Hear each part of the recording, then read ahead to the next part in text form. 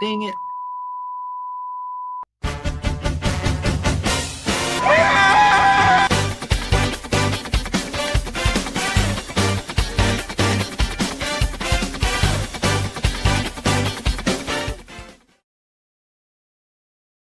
Another Sunday, another case of the Scaries to start work week. Welcome to the newest edition of the Sunday Scaries. We have all your gore, lore, and more, covering all the latest horror happenings, slicing open all the latest horror news, and dissecting it bit by bit, finding all those juicy innards. Pour yourself a nightcap and turn your fright lights while we take you on a tour of terror. We're all back. Hey. What's up, everybody? How's it going? I saw Spider-Man today, so I'm sorry. No, I'm just kidding. What's up? What's that up? is kind of scary. That is kind of Sunday? scary. What, Spider-Man? Or your Yeah. Oh, that wasn't very scary. I thought it was great. I enjoyed it. I thought it was had a lot scary. of fun. You thought it was scary? I peed in my seat. Jeez. You Just cause, not because it was scary. and you didn't think Evil Dead was all that scary. Yeah, that's right. Your standards are It's wild. funny how it happens Ain't as it funny? we get older.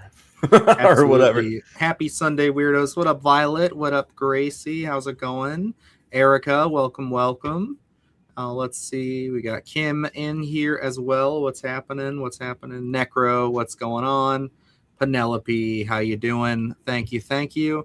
Yeah, this is going to be an interesting one tonight. We are diving in to, of course, our usual news. We got some fun stories, but we also have Adrian's reaction to, of course, the continuation of our Friday the 13th little review series before Crystal Lake here, where he's watched Friday the 13th Part 2 tonight. So that'll be a lot of fun. This is a personal favorite. I like this one a lot. This probably is like my number 3 behind Part 4 and 6. I would say is probably a safe bet. I don't know. Even after rewatching it this week, it's pretty good. It's pretty up there.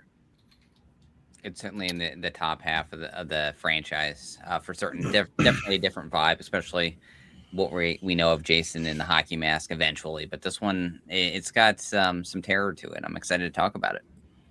Yeah, yep. And then what's going on, Rob? Welcome. What's happening? What's going on? I think it's Maria. Hello. Yep, there we are. And then always enjoy a head in the refrigerator. Yeah, right.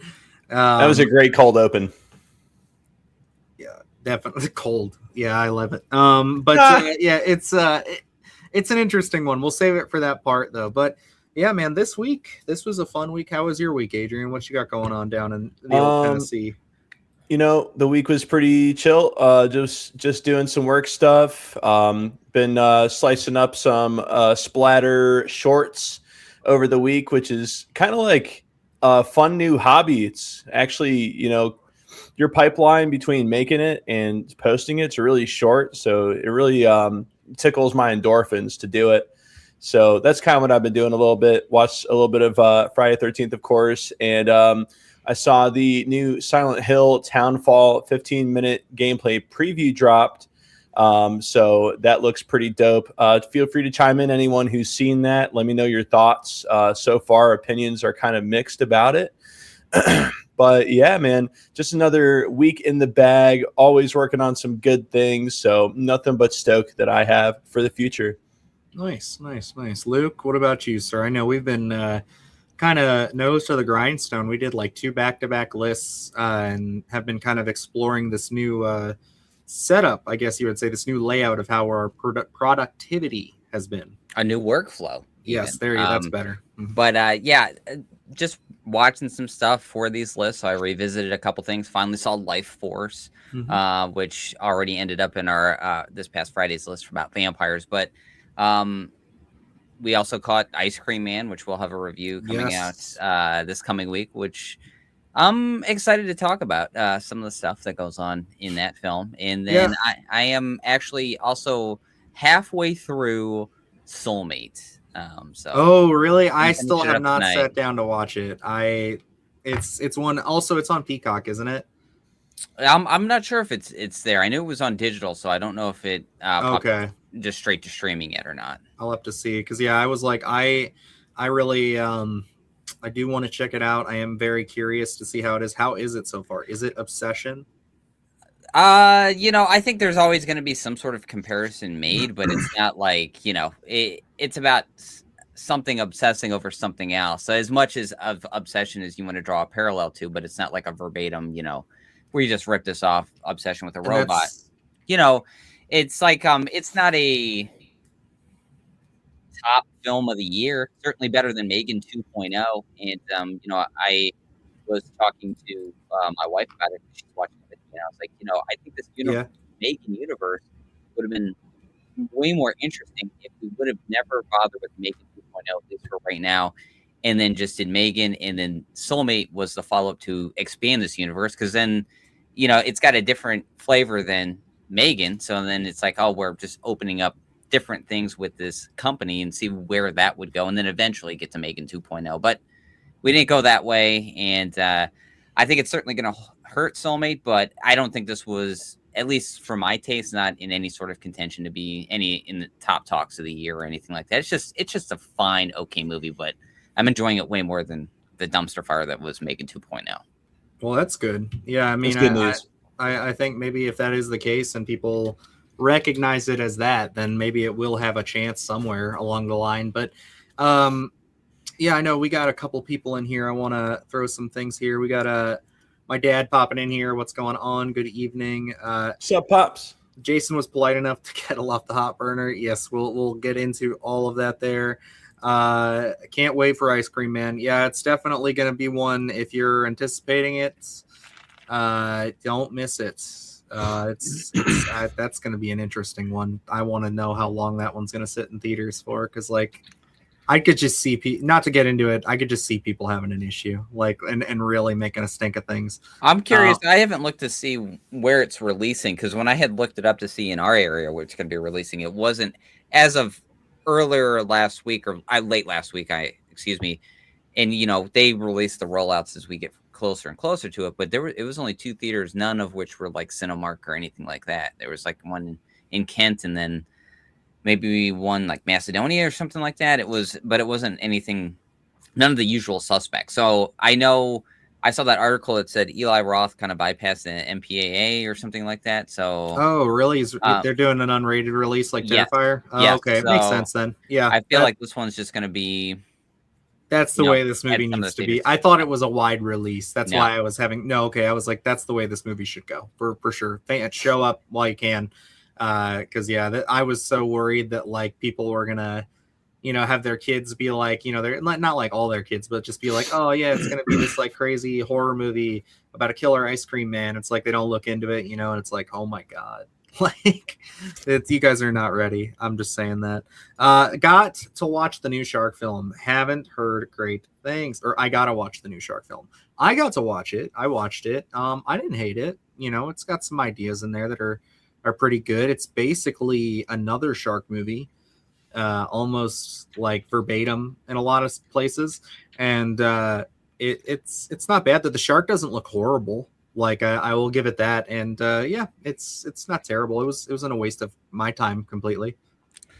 I've sat through so many shark films this year, more than I would like to be honest. And for them to be, I need at least one of them to really hit for me. So maybe I'll eventually get around to that one. I know you spoke a little more highly of that one than some of the other ones that we've seen this year, and one absolute travesty of a film. But so there's a low bar, but it's like they all have very similar beats. Does this one feel different in that sense, or is it just like, it's a shark film?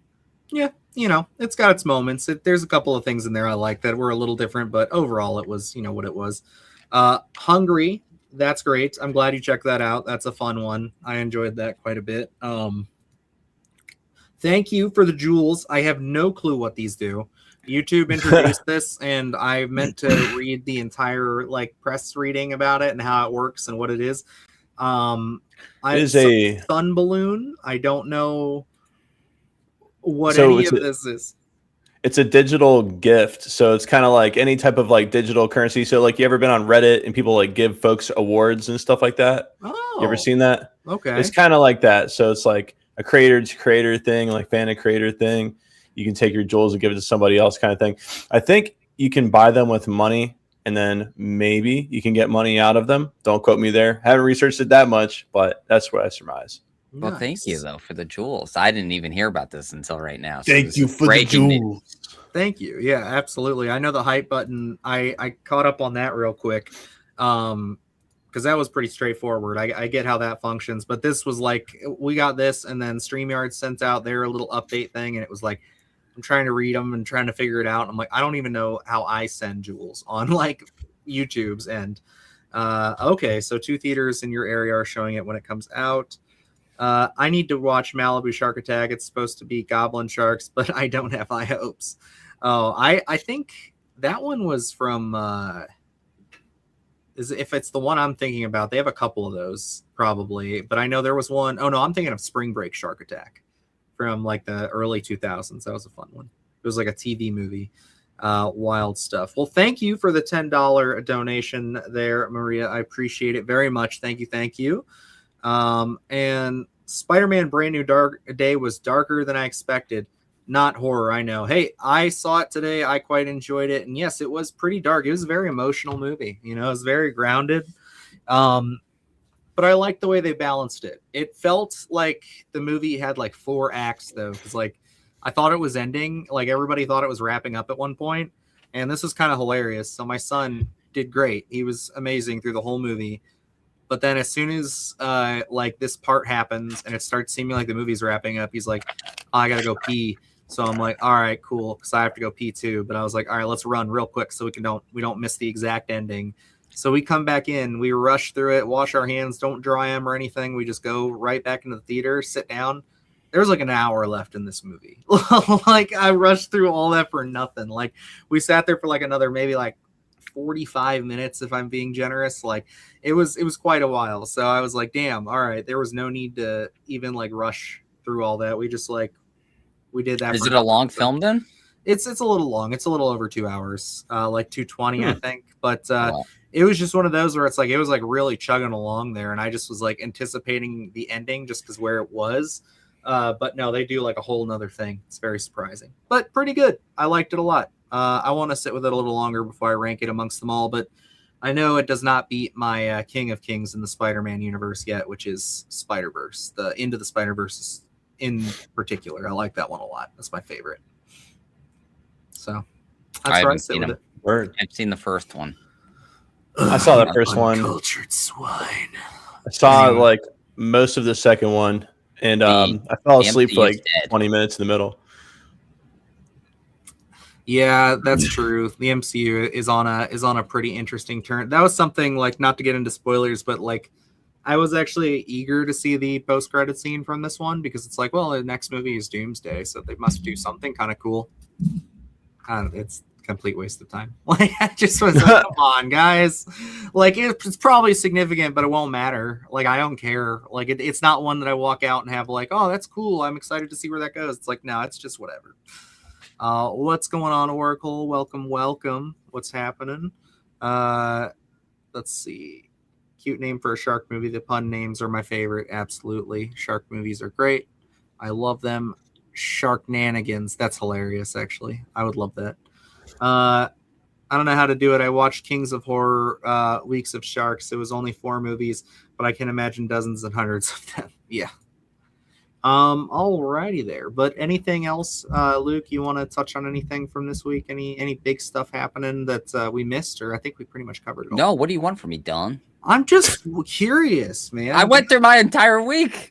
Okay, well then let's get into the news. It was man. movies. Get into the double-checking. news. We got sidetracked as normal, so I want to make sure before we go on that Whose fault is that?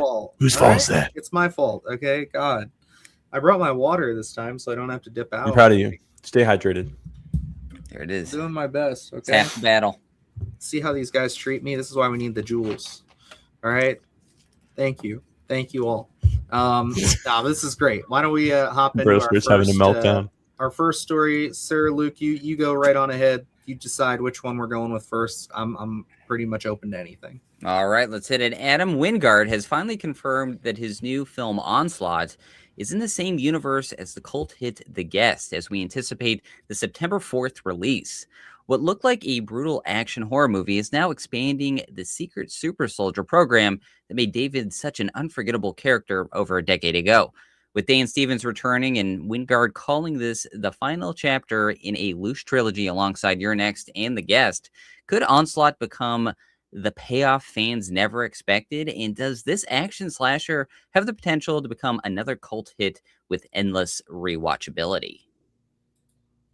Huh. Dun dun dun.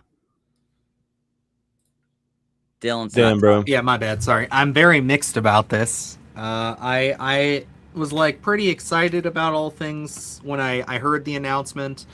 And I didn't watch the trailer until like a little bit ago and really get the full context here of what they were saying. Cause like, even when I was like talking to my dad earlier today at the theater and I pointed out that that was apparently a guest sequel, I was like, I'm curious to see how that's going. And I see Dan Stevens in this trailer. Everybody sees Dan Stevens in this trailer, right? We all saw what he looked like. This is not the same character, so I'm not anticipating that at all. So when they say loose sequel, I'm going in now, especially tying in Your Next, which I'm not going to lie. Luke, can you help me figure out where the connection is between Your Next and The Guest, other than stylistic choices? That's what I don't think when he's talking about a loose trilogy. I don't know necessarily that he is talking about like that they're all going to tie in with some sort of connective tissue. I think what he's talking about is like, you know how Zach Krager had recently come out and said like he's almost finishing up this first, I guess, chapter or whatever in his filmmaking. I feel like that's what Adam Wingard's talking about, where they're kind of like spiritual. You know what I mean? Where it's like Onslaught obviously has the super soldier formula thing going on, like The Guest. And then I think when we look at Your Next, where it's a home invasion aspect, I think maybe he's implying that that kind of vibe is being expanded upon in this film. It's like them overtaking a town, not necessarily that You're Next and all of that's going to tie in. So at least that's not what I'm expecting, unless they're going to try to open up some sort of lore that we didn't expect with You're Next. But I would highly doubt that's going to be the case. I just kind of took it like this is kind of the chapter of these three films are going to share some sort of vibe, and then I'm going to be moving on to something else. At least that's the way I took it. Yeah, and I think like for me, that's where I'm sitting with it now, as it was like pitched to me through like a couple of articles and headlines and things that like I peeped at before. I know a couple of the headlines were stating that it was set in the same universe, which I think it still very much could be.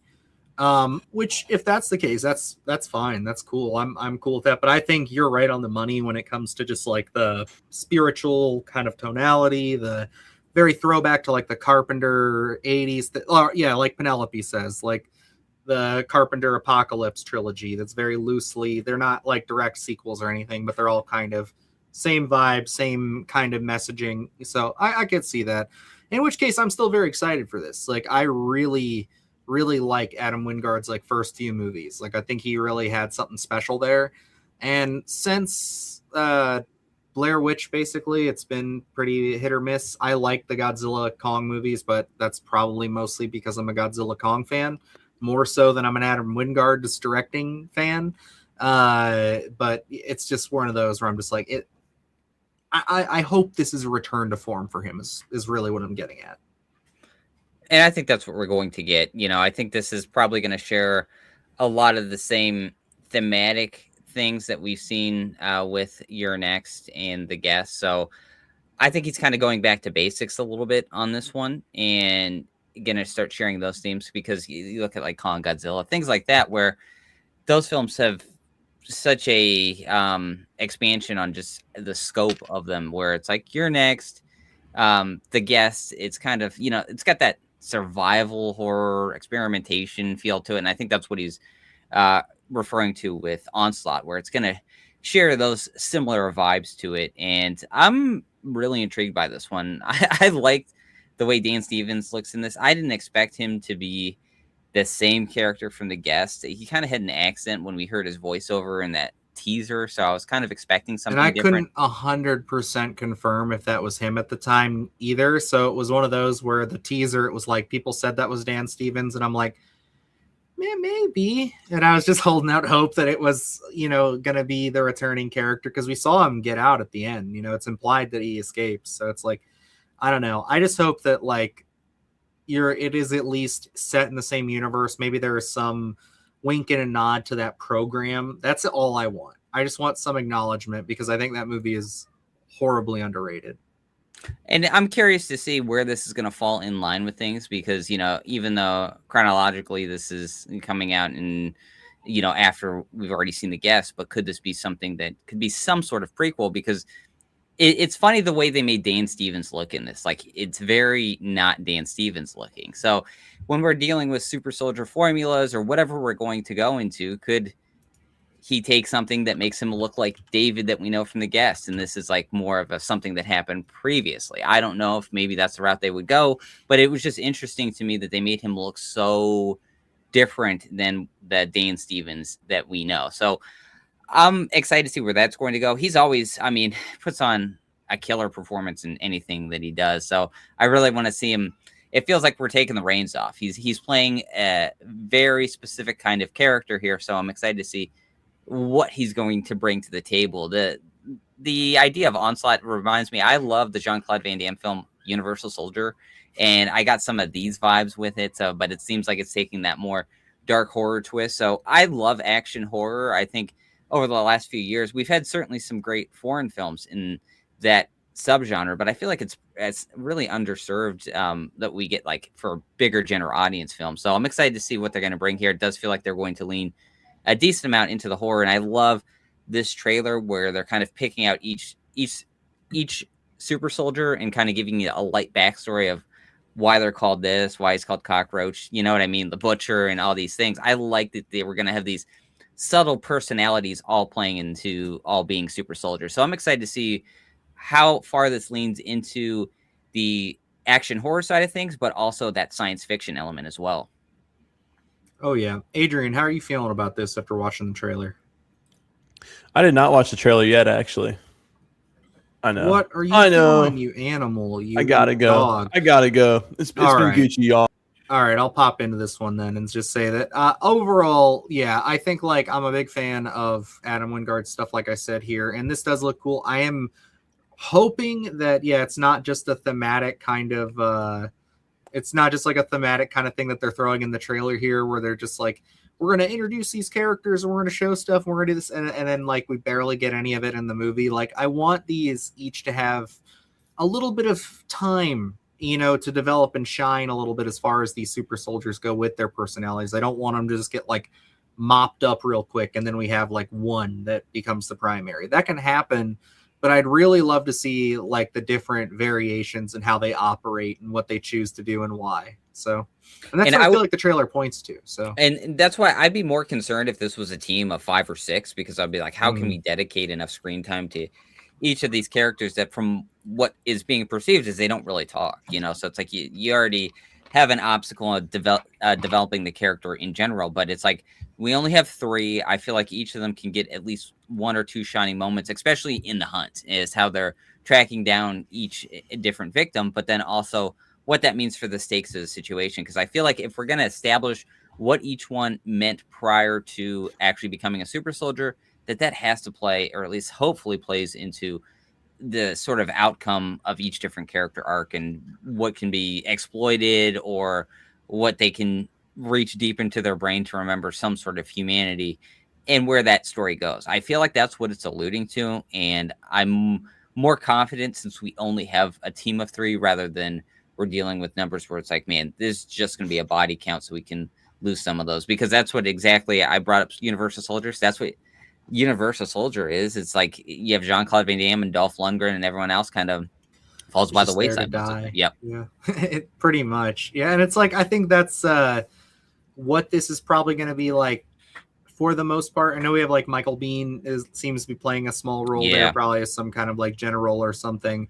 But like, I'm excited. I think like overall it is cool to see this kind of being taken on with like a siege movie. Like there was a point, like especially after The Guest and things like You're Next, where it was like I could have seen Adam Wingard really go down the route of doing more like action with like twists of horror. He could have done something that was on the cusp of like a John Wick or something like that. Like he could have fallen into that space, I thought. But, it's one of those things where as his career has kind of gone on, he's done bigger projects and he's done super giant projects. And I am excited to see him kind of come back to these where it's a little bit more limiting, a little bit more creative. And I just hope all in all, this just, it delivers. And it would be great to have something that I can point to that is right next to Your Next and The Guest, as far as just like we said, like a spiritual trilogy of movies that I can just kind of gush about. Like I love shit like that. I'm excited to see if that I'm assuming they're scaling back. This cannot be a budget of something like Kong and Godzilla, where it's like scaling it back. 255 million. There it is. It's what, those super soldiers were expensive. There's 3 of them, but like to scale back on the budget, really focus in on a story, because this does feel small. It feels small in the sense of something like Your Next and The Guest, where it's like deserted kind of town. We're out there with a story and, like you said, a siege film. So we're going to have that invasion feel, and it's just feels like it's taking place out in the desert somewhere. So we're just going to have, a tight cast of characters against these 3 military members. And then also, like I said, I'm excited to see what role Dan Stevens is going to play, because from that trailer, he's one of the most memorable things. So I'm excited to see his role expanded upon. I know he's going to steal some of the scenes in there. So I think this one has all the makings of another cult hit. I'm really hoping for that. I think, just imagery alone, it really has a great aesthetic to it. So I think this has all the makings to be up there with Your Next and The Guest. So that's what I'm hoping for. Yeah. After giving it a quick watch through here, I do really like this kind of like military horror vibe that they're going for. It looks very visually stimulating and exciting. So yeah, dude, I might check that out actually. The Guest is totally something you'd be down with. I think you'd be really into that movie if you gave it a watch. 2014. Mm-hmm. Yes. Yep. And this Banging. one, I'm intrigued, of course, us being slasher fans, and I'm hoping at some point the team loses their actual guns, and then we can kind of just do like more of a stalking aspect to it. So that's what I'm hoping we kind of, at some, by the half hour, 40-minute mark, we kind of just lose that and just go into more of a stalking element, which would be way more fun, way more tense. Yeah, I think they do, because a couple of the images that I saw just for like making the thumbnail earlier, I will say some of the promotional images showed them walking in the field, and I think you saw a quick glimpse of this where they were walking and they don't have guns, they have an axe and a blade and something else. So it's like, yeah, I think they will lose weaponry at some point and have to go more hand to hand. But I know that we're talking a little bit about some of the spoilery trailers and stuff like that and how they can give away things, but they're talking about Companion. Penelope here says, I went into Companion completely blind and really enjoyed it. And I can say my wife didn't know anything about Companion when we sat down to watch the screener for that. So that was a complete blind watch. She had no idea that the robot, or I guess all right, well, I mean, like, I guess that's kind of out there, isn't it, in the trailer? The other piece of the story, I should say. That's all I'll say. And it's great. It's really interesting. And it's fun. And she just absolutely fell in love with that movie. Yeah, that was a big critique, a sticking point in our reviews, because they give away so much in the trailer. I'm so envious of people that can go into that film without that spoiler up front and just take in the narrative and learn things as they come, because if they were able to hide that and not show any of that in the trailer, that would have been such a gut punch at a certain point in the film, because it would have been, I love the narrative around it. I love where that story goes. Really surprise quality film for the time of the year, and then just coming out, and I didn't really have a big expectation for it, and it had a lot of quality to it. But if you were able to hide that portion of the narrative, I think more people would have been talking about it, because I think people caught up to that film eventually and were surprised at the quality to it. But if it would have come out, it probably would have had that word of mouth when it hit the theaters to be like, you got to check this out. I'm not going to tell you what happened in it, but go check it out, because it's a powerful element in the narrative.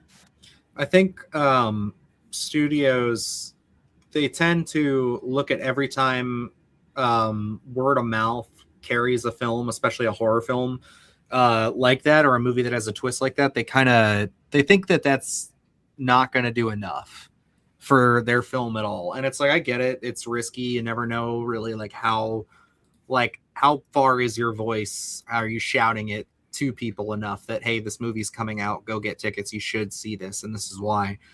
But like, I just think, yeah, giving that away for that movie, like if you hadn't, I think there are certain movies that you should trust the idea of the film. The material is strong enough that it is going to start a word of mouth and a buzz, just like Obsession did.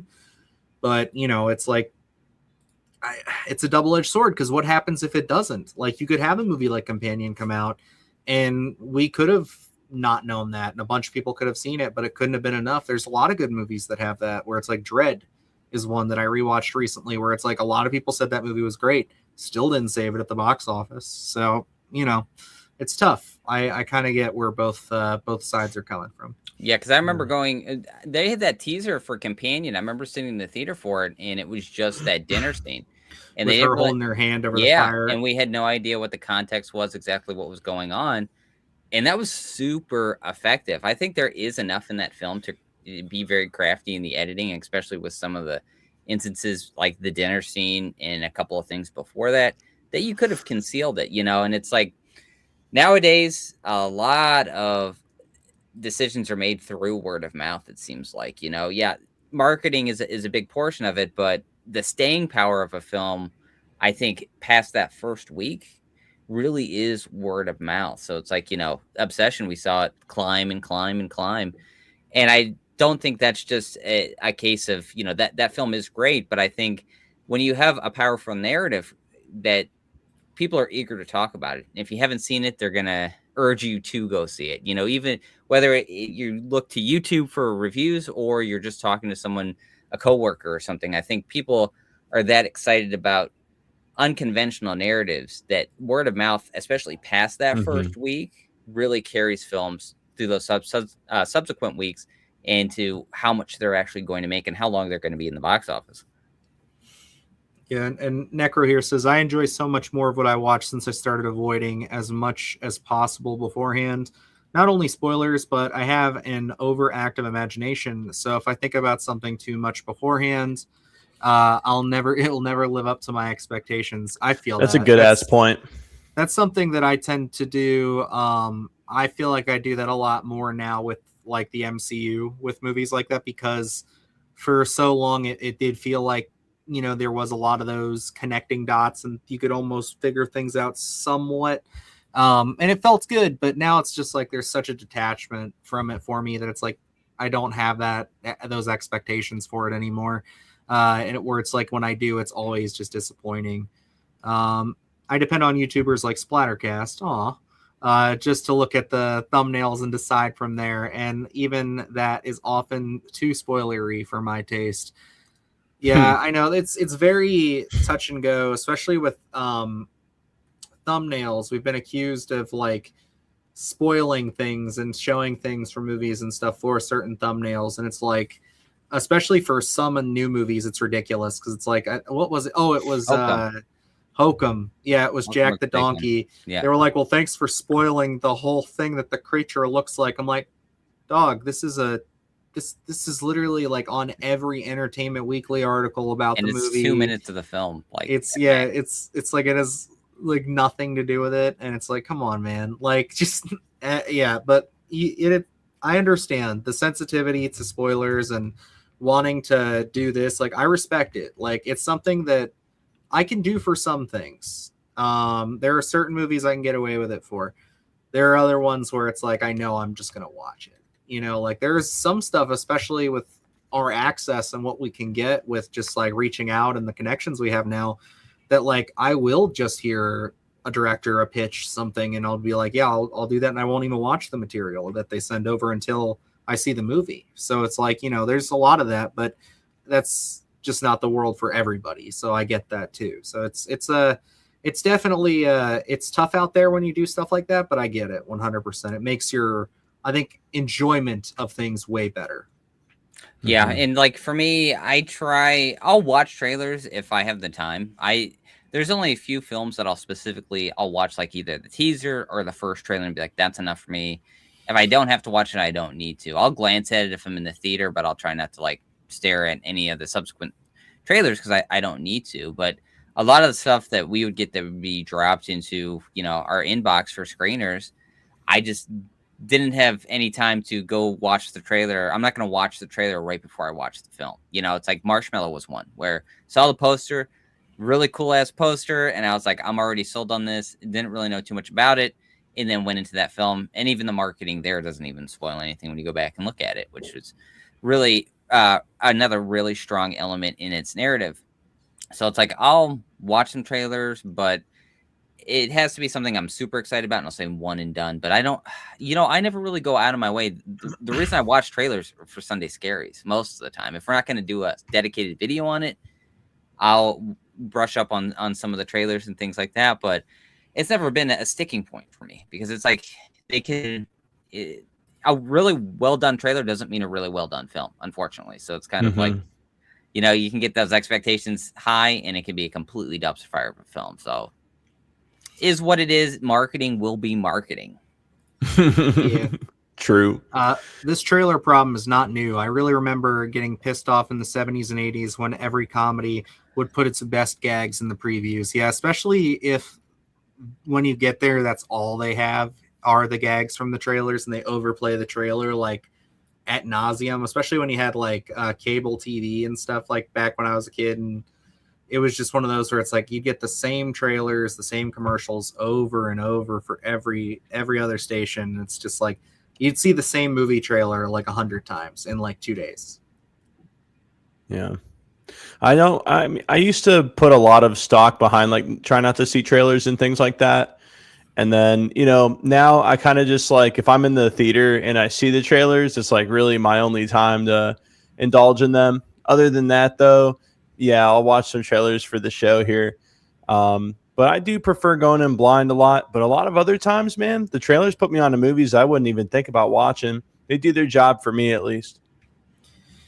Yeah, there's certain things like it comes to like in my mind, it's like, do I need to see a trailer for like Spider-Man? No, I will go when it comes out. Like it's Spider-Man. I like Spider-Man enough. I enjoy enough of the movies to do it.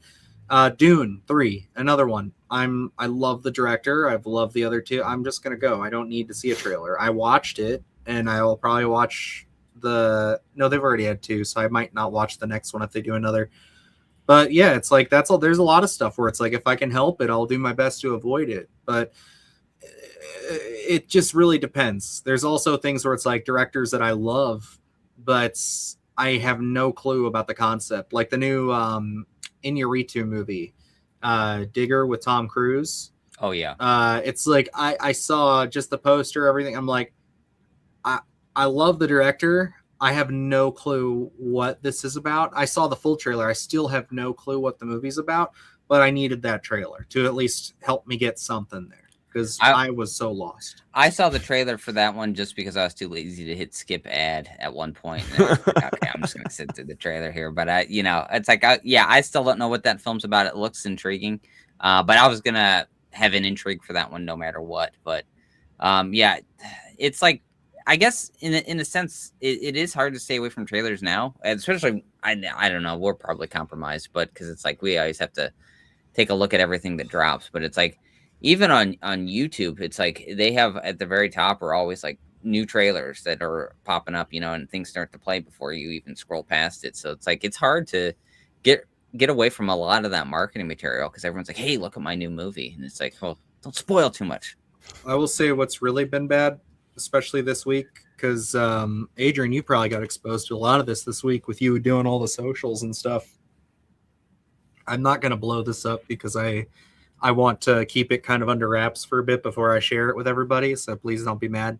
But I have a side project, a little hobby I've been doing on Instagram with another hobby of mine, and I've been posting some stuff on there recently just to see what kind of traction I'd get or whatever, and it's been fun. And oh my God, like I had tickets to see Spider-Man for Sunday, but like just getting on there to like look for things to like sounds and stuff, it's just like, oh my Jesus. Like by Thursday night, I couldn't be on the app anymore because it was like everybody's recording every single second of Spider-Man. It's like, nope, can't look at that, can't watch that. Oh, that's the movie, that's the movie, that's the movie. And then I was like, I'm done. I got to get off. It's like I'll see the whole movie if I keep it up at this rate. Like, Well, It definitely. oh, go ahead, Adrian. I was just gonna say it's definitely one really annoying thing that happens to some of the most like hyped movies of any year. People will be racing to the socials to be like, "Hey, somebody recorded this entire thing through their purse in the theater." And then I forget which movie this was about, but somebody, they were talking about how this movie had lost probably quite a lot of money just to like illegal bootleg that surfaced on Twitter or something like that. A lot of folks instantly saw. I can't remember if that was like Spider-Man or the Odyssey. It was one of the bigger, newer, recent ones, but had me thinking a little bit about, game leaks have a huge impact on video games. And then this is kind of like the equivalent. yeah, And video games are. Oh, go ahead. I remember going to see. Remember we saw Terrifier 2, and so we could get the extra little teaser for Terrifier 3, and I think that was online before I got home from the theater, and it was a 20-minute drive. And Might have been that one. Yeah, people had already leaked that, and it was already up online. You could just watch it at your leisure. So it's like people wasted no time in getting that one up. So it's like you see so many different things, actual scenes from film pop up on Twitter, Instagram, that it's just like, oh, yep, we filmed 2 minutes of this, and here's a very important scene that's very spoilery, and it's like, I mean, it's hard to escape even when you're just scrolling. It's like recommended for you. Thanks. Yeah. I just got spoiled today online on social media. One post who Sadie Sink is playing in Brand New Day that upset me. Yeah, it's like for that one too, it's like I can't get into much, but it's like it's like that's the thing about like these movies in particular, as well as like my wife and I actually had a conversation about this yesterday, which is kind of weird, where or no, it was today. It was on our way to Spirit Halloween. We went to the first one that was open near us today.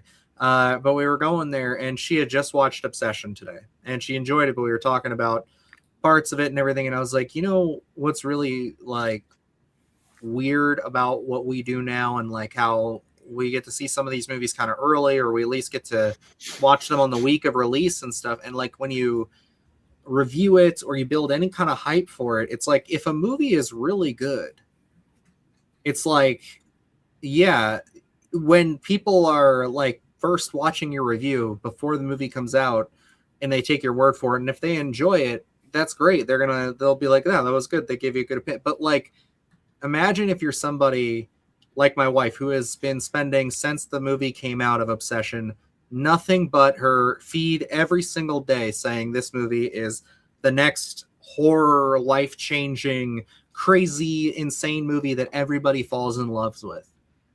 And then you watch it and you're like, it's pretty good. It's a good movie. Like, I'm not here sitting saying it's not, but it's like, I think the thing is, like, we live in such a hyper connected society now that like it's getting to the point where every piece of media for such a vast majority of the population, they arrive to everything so late where it's like everybody and their mother has already hyped it to hell for them, and they're never enjoying anything anymore because they're just so I'm not going to get into it, or I refuse to go right to it. And it's like, that's their loss. Yes. But like at the same time, some people are just busy and like they hate to be last to it. But at the same time, everybody with the social media account wants to build everything up to this incredibly insane height, Mm-hmm. And, you see this a lot with like just culture in general. If you're not chronically online, you might actually get hip to something, be excited about it, just get shit on by a bunch of people who already, had that in their face for months. So there's a pretty big disconnect between casuals and, on people online all the time, I'd say. Yeah, that's insane too, Necro. I mean, like, movie's brand new, and it sucks because, like, yeah, I see how it can happen a lot, especially being on the inside with like screener access and stuff. Like, they're really trusting you. Like, you can get popped easy. Like, you will get caught. I imagine you will if you do leak something. But like, it's a lot of trust, and like, it amazes me people still will betray that trust. I mean, like, Luke, I think you can agree with that. Like, there's a lot of times when it'll be like, you got to talk to like 3 separate people before you can get into a screener sometimes. It's like, Yeah, it's crazy. and that's not even just for huge films. I think even with films that have medium amount of buzz around them, is highly protected. And man, especially sharing a screener or something like that, it just feels so grimy. You know what I mean? Like you are given access to this to see it early. It's such um an exclusive kind of thing, and then to kind of just leak it out there, It's a trust, and yeah, it hurts us, like people like us. It makes it hard. yeah. Because like you'll have stuff where, like, I don't think it's happened to us yet, but I know I've talked to a couple people who, were a little bit like right around the COVID, just like 2022 era, right when we started. We talked to a couple people who were getting screeners very briefly in like Twitter and stuff, and they would say like certain festivals had like a bunch of leaks, and because they had never done like the virtual stuff really before, and like that really made them gun shy about screeners for a long time. I feel like people are loosening up to it now, but like we said, nowadays it's like you got to be really dumb to do that, because like you will get caught. I don't know how you wouldn't. Like I will say, like, sometimes they do a good job sometimes of like they'll put our email, or they'll put Like a watermark. my watermark on it, or my name on there or something, or Luke's name, and like that'll be on there sometimes. But recently it'll like pop in and pop out throughout the movie. I think, and I've kind of noticed it seems like it pops in on very important parts of the film. So Yeah. then it's like, you wouldn't be able to share, like if you share those very important parts, it's going to have that watermark up there because it'll just go in and out. And I'm like, I always pay attention then. It always seems like it pops up as soon as something important goes down. My whole point of that was to say, like, there's been a lot of them recently where it's like the email just stays on screen the entire time. Yep. Like, yeah. There was it's one, which one? Not Pinocchio. There it was. Yep. It was like all the entire time. Yeah, it's like, which is fine. Like, I mean, you get blind to about it, but Yeah. like, yeah, it's like, but like, it was beggars jarring can't at be the choosers, very start of everything, but then as soon as you start learning, it's just like subtitles. It's like just the extra thing on the screen that doesn't really bother you. Yeah, it's like, especially if it's something like that where it's like we're so like hyped up about it, like we've enjoyed a lot of them, and it's like it's another piece to that. That's like it's our little treat that we're just excited to see, and hoping that it keeps going, and somehow they keep doing it. Like they're just not gonna. I seriously, like, I know some people are like calling us out in the ranking video and then the review and stuff, saying that we're just shilling and things, but it's like, dude, these guys just really are making decent movies. Like they're getting better every single time they pick up a camera. They're improving as storytellers. It's like it should be. It's like watching a tree grow. It's like, it's beautiful. It's like, I love it. Every little bud, every little leaf that they grow is like a new movie that I get to enjoy, and it's awesome. It's hard to say, even from an objective standpoint, that they haven't improved in terms of the way. And that's all I'm saying. Film. Like, yeah. I will agree with you. I'm a fanboy of the TCU, 100%. Like, you can call me a fanboy, but like, yeah, like Luke just said, it's just like objectively, you're a moron if you're telling me they haven't improved. Like, from a cinematic quality, from a filmmaking perspective, they are just really knocking it out of the park. Yeah, because if you're telling me that the original Blood and Honey is in the same playing field as Pinocchio and Strung, I mean, come on. They're completely different levels of filmmaking and levels of just difficulty in general because of what they're tackling, what they were able to achieve. So it's like you see them grow with each different film. Bambi, we always talk about that one as kind of a little bit of an outlier. I think it doesn't necessarily feel like the rest of them, but when you go into Neverland Nightmares and Blood and Honey 2, you can easily see just how the improvement is. It's honestly astounding on how much they improve from a story perspective, but then also just the actual camera work in filmmaking process in general. Every 2 years, I take out that Blood and Honey Steelbook, and I give that movie a watch, thinking this time it'll be a little bit more better. And, I like it more better. That's hilarious. But like, I look at it, I watch it, and I get about a half hour into it, and I'm like, oh, this is every time. It's like I don't know. It's like torture. I just like, I get in there. I'm like, oh, that's right. This is the movie. Okay. And it's like, we got to get through this and then go into the whole thing. I think it's like every time we get to and I'm just going to say for spoiler's sake, the dream or the flashback with the old man in the bedroom. It's like, what are we doing, guys? Like, this was so confusing.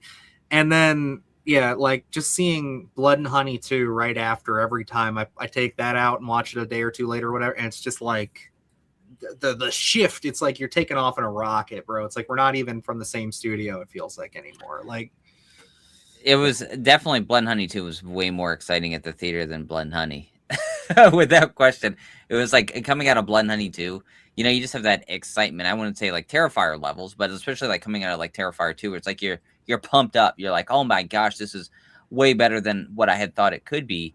Same thing with Blood and Honey versus Blood and Honey 2. It was like you can actively feel yourself watching Blood and Honey 2 and having fun in those moments, you know, where it was like Blood and Honey was rough to get through. You certainly felt the runtime, and I think by the end of it, it was just kind of like I felt a little more exhausted, you know, of having to sit through that film. Whereas Blood and Honey 2 was like, I'm pumped up, I'm ready to go. I'd love to watch this again if I could. Yeah, it's like every single one of the movies has been the inverse reaction that I've had to Blood and Honey. Because like the first time we watched that movie, we were actually pretty positive because we were so let down by the mean one and everything that Blood and Honey actually felt fun.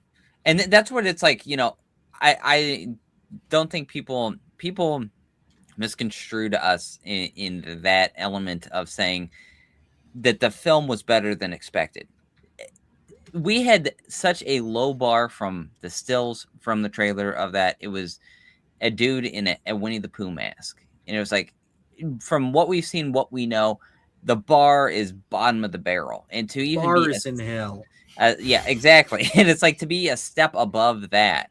Yeah, it's not a good film, but it's not as bad as we thought. It was some sort, you know, and I hate to call out specific films, but there's a film out there called Forest Hills, and that's the kind of level that I was expecting Blood and Honey to be. And it's like, you know, there's some films out there that just are pretty negative in terms of its narrative.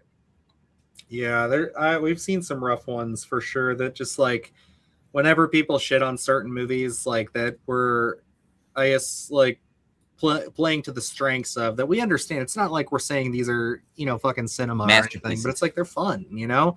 It's like we're just saying for what the fun we had with it. It's still, I've got so many movies I could point to that just we've watched them and it's just like, you know, I appreciate people trying making movies is hard, but it is like, why is this the idea you went with? Why did you think this was the one? It's like I've done that to myself. Just watch the Disturbing series. Oh my goodness. Yeah, there's a lot of that.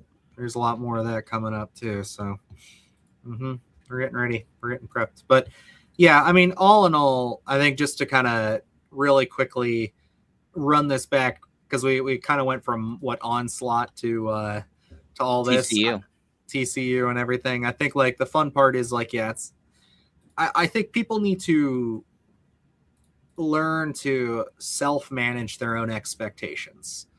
And I think the reason that we live in a society where it feels like people are always just going in with taking the word of every single, you know, Tom, Dick, and Harry on the internet who records himself saying stuff, which is what we do. So obviously I'm a hypocrite for even talking like this, but I'm just being honest here. It's just like, you got to understand that there are going to be people who, even if a movie is terrible and they don't like it or whatever, they will probably find some way, something in it that stuck with them. And it's like, you know, there's always going to be people, the worst movie you find in the world will always have fans. And it's like, that's just something I wish more people would understand and like have some humility on. Cause it's like, it seems like people are always just going around looking to dunk.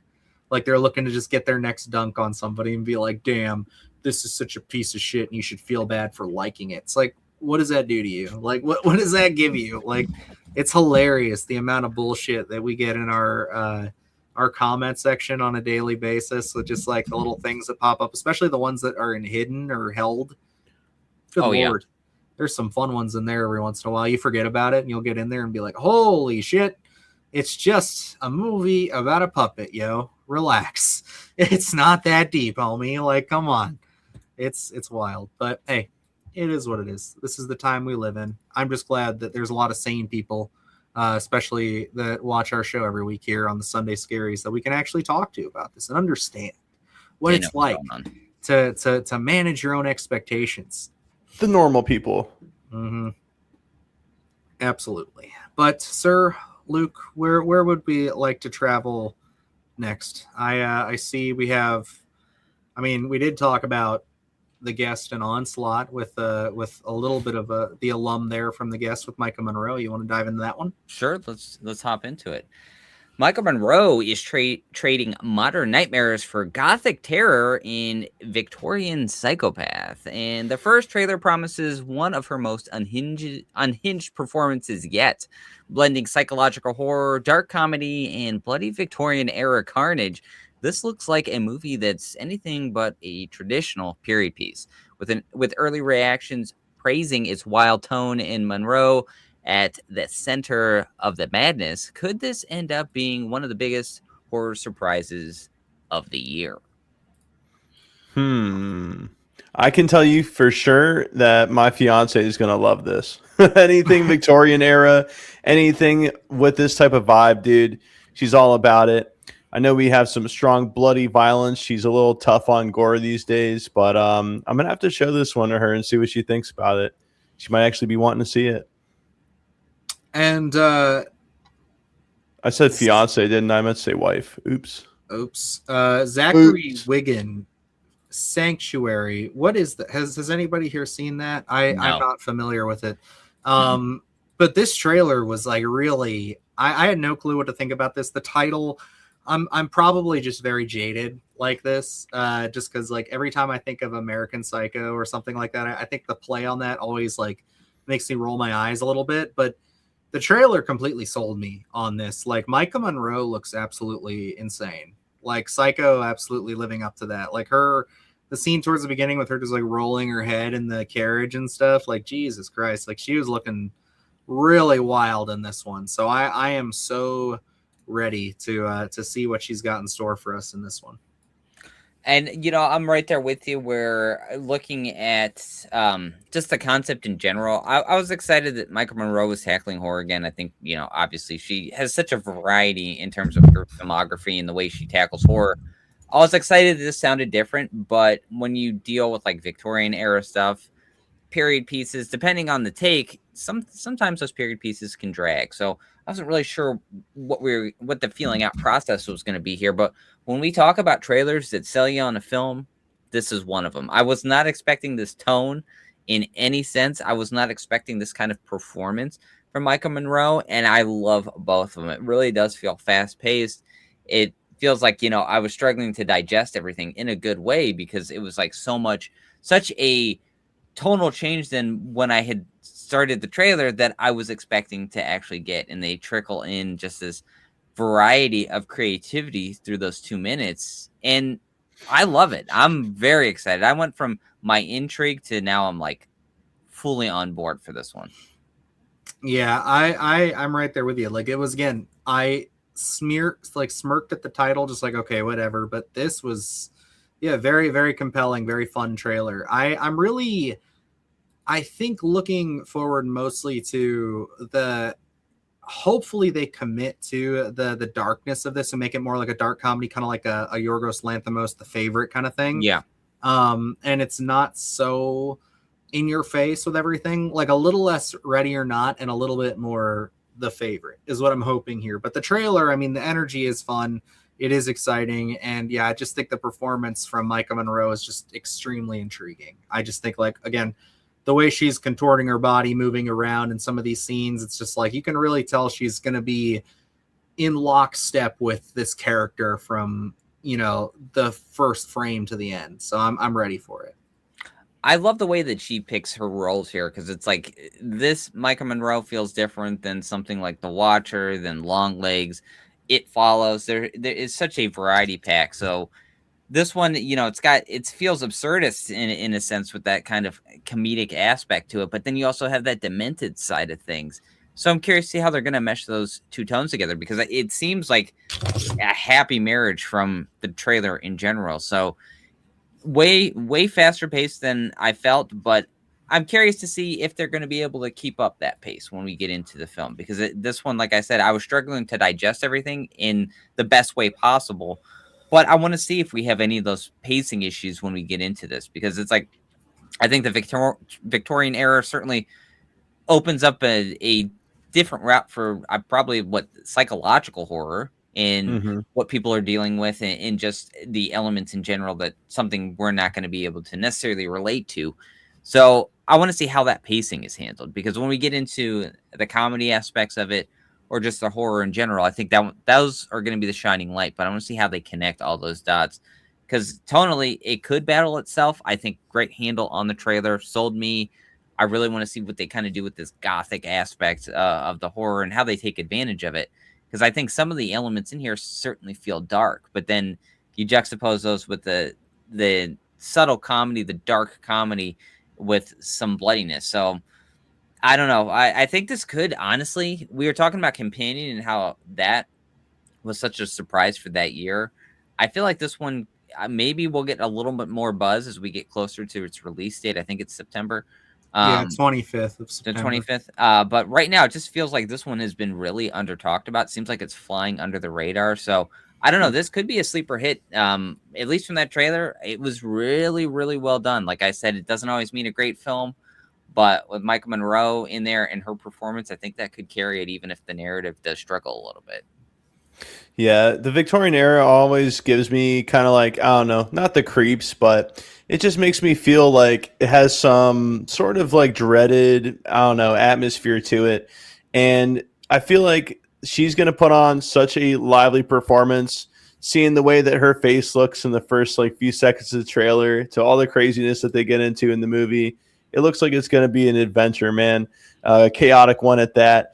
And if they throw some comedy in there too, dude, I mean, that's just sprinkles on top of the cupcake for me. And doesn't she say something? I watched the trailer earlier today, but doesn't she say some sort of line of, "Can I tell you a secret?" or something, going to be part of Yeah. the family or something? I'm like, what the hell was that? Yeah. Give me some cult vibes or something like that too, lightweight. I'm excited to see where it goes, because like if we mix in that supernatural element, not just with like a bloody slasher, where does this story go? And like I said, the wackiness of her delivery already, I can't wait to see her range in here, because at moments she feels like this dark, serious tone, like really, really encapsulates like Catch you the off guard a gothic little area. bit. Yeah. And then we get into the wacky comedy, like feels like a very bombastic kind of slasher element to it. So I don't know. I think this one could have a really big range of performance for her. And like I said, with all the other titles that she's done, she really does just pick a variety of different characters. Yeah. Yeah. And then we had a couple people mentioning, I saw someone early asked if we were talking about The Other Mommy. We did talk about it a little bit last week with the trailer. Looks intriguing. I definitely think we're a little bit more excited for it now, knowing the director is the guy who did The Boogeyman. Is it Ben Savage or Rob. Rob Savage? Ben Savage is from Boy Meets World. There you go. Yeah, no, I know we're interested in it, because I think like Boogeyman was better than we expected. So like I'm interested in Other Mommy, and I said I think the angle of them, kind of what they show in the trailer and what they give away already, is interesting, because it makes me wonder how the dynamic of the actual film is going to play out. So that's that's the most I could say on that one there. Yeah, that's Other Mommy certainly has my interest. Like I didn't have any expectation for it. Trailer really just felt awkward, weird when what's the female lead? I'm forgetting her name, but she's underneath the table. And I was like, what the hell's going on here? And I looked it up, did a little bit of research on the novel and what it's based off of, and I love the take. I love the variation of that kind of steering away from some of the elements of the book, from what it seems, and kind of telling a little bit, taking a version of their own story. So we don't necessarily have that built-in expectation of, just because it's a book, that we're going to get verbatim what we see from the page to the screen. So I like that they're taking some creative liberties, see where that goes. But I think, I don't know what potential that story has, and I think that's also exciting, because it's like, we look at the ones we're really excited for, and it's like, okay, well, we have an expectation there. Other Mommy caught me off guard. So I'm definitely open to it. It could be another great one of the year. So it was a good trailer. It was a decent trailer, and yes, it was Jessica Chastain. Yep. Um, yeah, Decent trailer. yes, Well, pretty fuck decent. you, Dylan. Okay, well, fuck you too. No, I'm kidding. It was pretty good. Like I said, I am intrigued. Before it was like one of those where it was like it could have gone either way for me, but then once it's like you have something like that, and then you attach a like a director that I have a good experience with, then you give my confidence a little bit more of a boost. So I'm hoping it works. We love boosting our confidence, Dylan. Yes, we do. Speaking of boosting my confidence, why don't we talk about a remake that all the horror Puritans are shrieking and crying about? But I'm actually very excited for it. Me too, actually. Let's get into it. What are we talking about? Resident Evil? No, okay. Let's get into Parker Finn, the filmmaker behind Smile, is taking on one of the most infamous psychological horror films ever made with his upcoming remake of Possession. With Margaret Qualley and Callum Turner already stepping into the roles originally made iconic by Isabel Adjani and Sam Neill, more casting news has been announced as filming is underway in New Jersey. With the 1981 original considered a surreal masterpiece that blends marital collapse, psychological breakdown, and nightmarish body horror, can Finn capture what made the classic so unforgettable? Was that the remake we were talking about? No. No, okay. Yeah, that was absolutely what I was talking about. Yeah, I was like, I was like, no, also I I put Carrie on the rundown, and I was like, wait a second. I did That's not what I realize was. that. That's So what I was talking about. Was Carrie? When you started reading, I went back to the page and immediately like looked down. I knew Carrie was a story, but then I was like, oh yeah, that's right. So I was like, because I was so confused why there is a little bit of I was like, I thought that was a pretty good transition. Okay, yeah, because as I was reading it, and then when when Adrian said he was excited, I was like, I don't know if he's seen Possession. I was a little put off by that myself. I was a little bit like, hey, I mean, maybe we talked about it. I know it would be something he'd probably at least be curious to watch. But again, I don't know if Possession is a good time for him to watch a freshly married person right now. So, oh yeah, I don't know. Maybe you have more confidence. You know what I mean? So maybe it is a little bit better. Definitely do not watch it with your wife. Don't watch it with Julie. This is not a Julie movie. This is not a Julie movie. No, this is probably right about a movie that's hard to recommend to everybody. Even like everybody loves horror. It's like, I don't know, Luke. How do you describe Possession? You saw it for the first time not too long ago, so you probably have the freshest perspective. I would say it's very surreal. It's very also like domestic drama based, but it goes into some very weird elements, so and don't look for necessarily an absolute clear answer. I think my favorite part of this film, when you watch a film and you love it even more after rewatches or listen to people discuss it and to take out certain themes and say this could be an answer or this can be an answer, and they're all plausible because the narrative is so cohesive. That's what Possession is. I will say, yeah, I just watched it this year, I think, or late last year. I can't remember exactly. I know I've watched it since my first time. I've watched it 3 times. I will say I believe I don't put my horror films in order. I believe this is the top 10 horror film of all time. And it's like, I think this is big words for Luke, guys. And it's fantastic through and through performance wise. I mean, there's some, it grabs you by the throat and rips you into that film. It's like, it's so well done. But I'm also intrigued by this remake. To be honest. Right. It's like, it seems like it's got a level of quality. Paul Dano is also attached to this. We don't know what kind of role he's playing in, but it just seems like that they're moving all the pieces correctly here. Like Parker Finn, not the biggest fan of the first Smile. I really do enjoy Smile 2. And what I go back to is the car scene. When we're talking about relationships and dramatic portions of the relationship, scene right there gives me confidence that he can bring that over into Possession. Talking about toxic relationships. Yeah. And I know I'm really far away from the microphone. I'm sorry.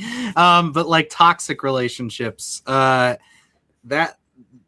Possession because I really don't want to spoil it for people who haven't seen it, but like Yeah. I think it's even in the broad strokes, people will get what I'm saying when I point to this is like is kind of built on the idea of the manifestation of a toxic relationship and kind of what happens when you start to try to come to terms with it, but then it manifests into something else. And on one hand, the film is very metaphorical.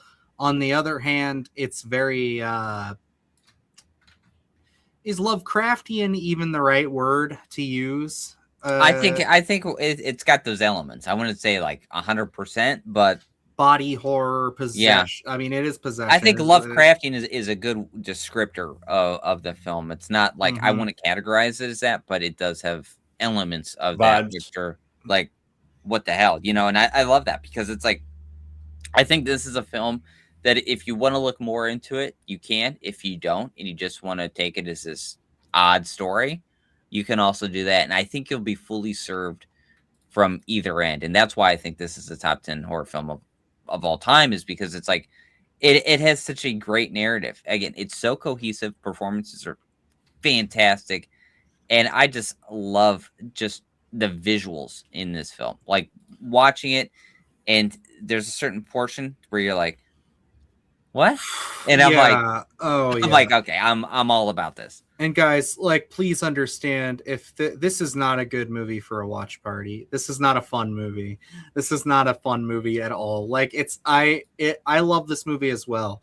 But this is a movie that's like, I recently spoke about a movie that kind of has captured my imagination, and I would say very similarly to Luke, I had a very similar experience where this is a movie that I would put probably in my top 10 movies of all time now, which is very rare that something shoots that fast up there, but it's called Sorcerer. And it's William Friedkin. It's his follow-up from The Exorcist. And like, it's got some horror elements, but just like Possession, the way this movie like tells its story and the way that it kind of shifts you through this narrative, like Luke, you will hit moments in both of these movies under extremely different circumstances where you're just like, what the fuck? What? How? Why? What is going on? And it is something that is going to unsettle you. Like, I don't care who you are. I just don't think you have much of a soul if you don't watch some of these scenes and at least have like a like compulsion reaction to some of this, like whether that's in the worst or best way possible. And see that this is exactly like what Penelope's saying. If they can do a Possession with any justice like the Suspiria remake, I am on board. And that's exactly what I'm hoping for. Because the Suspiria remake is basically taking that movie and making it a completely different movie. It's like that movie's in there, but it's like, with familiar there's elements. so much, you know what I mean? More. Like, yeah, they feel like kindred spirits, where it's not like I'm going to the theater to see the remake of Suspiria and it's a complete regurgitation of what we've seen previously. It has some uniqueness to it. It even has a different aesthetic vibe to it, I think, than the original. I mean, the original is lush in one sense, but I think this one also has a different kind of vibe to it, which really works for that film. So yeah, I'm totally on board too. Like, if we can treat it just like Suspiria, I think that's the way to go. Oh yeah. And no, Erica, I'm just saying, if you watch the movie, you'll know it's on so many levels. It's just a very uncomfortable film. Because it's like, I think it's going to make you uncomfortable with performance wise. In some angles, it'll make you uncomfortable content wise, and then there will be some really interesting shit that it pretty much hits a lot of buttons, and that's why I think it is such an odd movie, because it's on one hand beautiful, and yeah, it's an art house movie, and it's very well done, but at the same time, it's also just very, very out there, very gross, very strange, and I love it for that. It's very unique, and I do want to scroll right back up and say to Gracie, because I had this up here and I didn't address it, I have to admit I'm not happy about this remake. I like the original. The original seemed very personal. You could tell that the dude who made it was going through a divorce. Yes, I do agree that the first film is extremely personal and does feel voyeuristic in a sense. I would say, like, you're watching a lot of stuff. That's probably the best way I could put it, is that you feel like you're really not supposed to be watching. You're watching people struggle through like the worst time in their life, and there's also something worse than that on top of it, and it's very hard to grasp. And I think that I understand this feeling like in the wrong hands, a very superficial, very empty remake, but that is not the impression I get, especially because I know we've traveled way far off from the actual story here. The casting, I think, is extremely intentional and does make me feel like we are heading in the right direction here. I think so as well. And I think, yes, that first film feels so personal, and I think you get lost in those moments. And I feel like I get lost in those moments like I do in that scene in Smile 2. And I know I'm kind of leaning on one particular scene to say it's going to encapsulate the entire film, but I have some sort of confidence. And I think we don't necessarily have to replicate what went on in that first film to kind of have those similar elements in this remake. I feel like I'm going to go into this one. Like, who's that? Was it Penelope who this said about Yes, Suspiria? Okay. Yeah. What Penelope said about Suspiria, where it's like, I'm going to be looking for those elements of the 1981 version, but also something different. So I'm expecting this one to hit difference in a sense, because I think the setting for 1981's is very exclusive to that. And I don't think we're going that route with it. I don't know 100%, but I feel like maybe we're going to change that instance up. Maybe we're going to add in some different elements to certain things and see exactly time period wise what we're going to be dealing with. So I think we're going to be able to encapsulate the spirit of Possession and kind of make it, Parker Finn's going to be able to make it his own, especially with the performances. I think we're going to get some compelling stuff. So it's like, yeah, Possession, I would normally say with a top 10 film like that, I'm not for a remake, but I think this one has the elements of quality around it right now, at least on paper, to say, I don't know, this one could be at least in the same stadium. Maybe it's not going to be a home run, but at least it could be a contender for, hey, at least it got a couple of hits. I don't know, but we'll see. Yeah, I mean, Margaret Qualley, I think, taking on the role of what I assume she's going to be doing is the Isabelle Anjane character. Yeah. I mean, there are a handful of actresses that I think could nail that role right now. She would be on my short list. She'd be probably top of the list. And I think the fact that she is signed on really, when that was announced, that was like, what, a couple months ago now that they announced that. And I think when that was, because originally, wasn't it Robert Pattinson? I don't know. Was he attached to this? I think he was attached to this. I thought he was attached in like as a producer or something.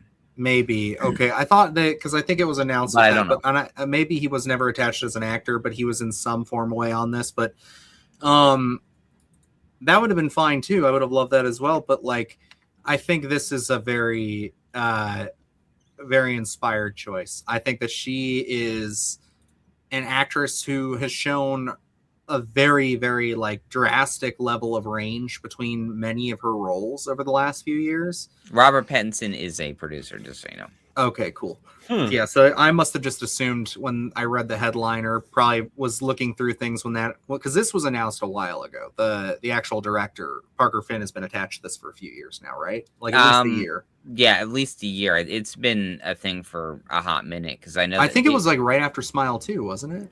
I think so. It was pretty close, because they've been releasing casting news. It seems like we keep getting casting news for Possession. It's like, I think we just got something new this week. That's why I ended up putting on here, because I was like, oh yeah, we haven't talked about this one yet. But I know, I think we got, did we get Margaret Qualley like you said, like 3 months ago or something like that? And it was like 3 months ago, I believe. Like her and Callum were announced. Paul Dano was like a month ago. So yeah, they're slowly trickling stuff out, and like it does seem like we'll be getting the ball rolling here rather quickly. And I will say, somebody who was not big on the first Smile, like I liked it. It was a surprise to me because I thought it was going to be subpar Blumhouse like tier garbage, but like it was better than that. But it didn't like blow my mind or anything. Smile 2 I liked a lot more, and I will say, after like doing that list on like just creature designs and really looking into the inspirations of the Smile creature, I fell deeply in love with the mind that Parker Finn had when it came to developing that creature, and the people he brought in along the way who improved upon it and made it what it is.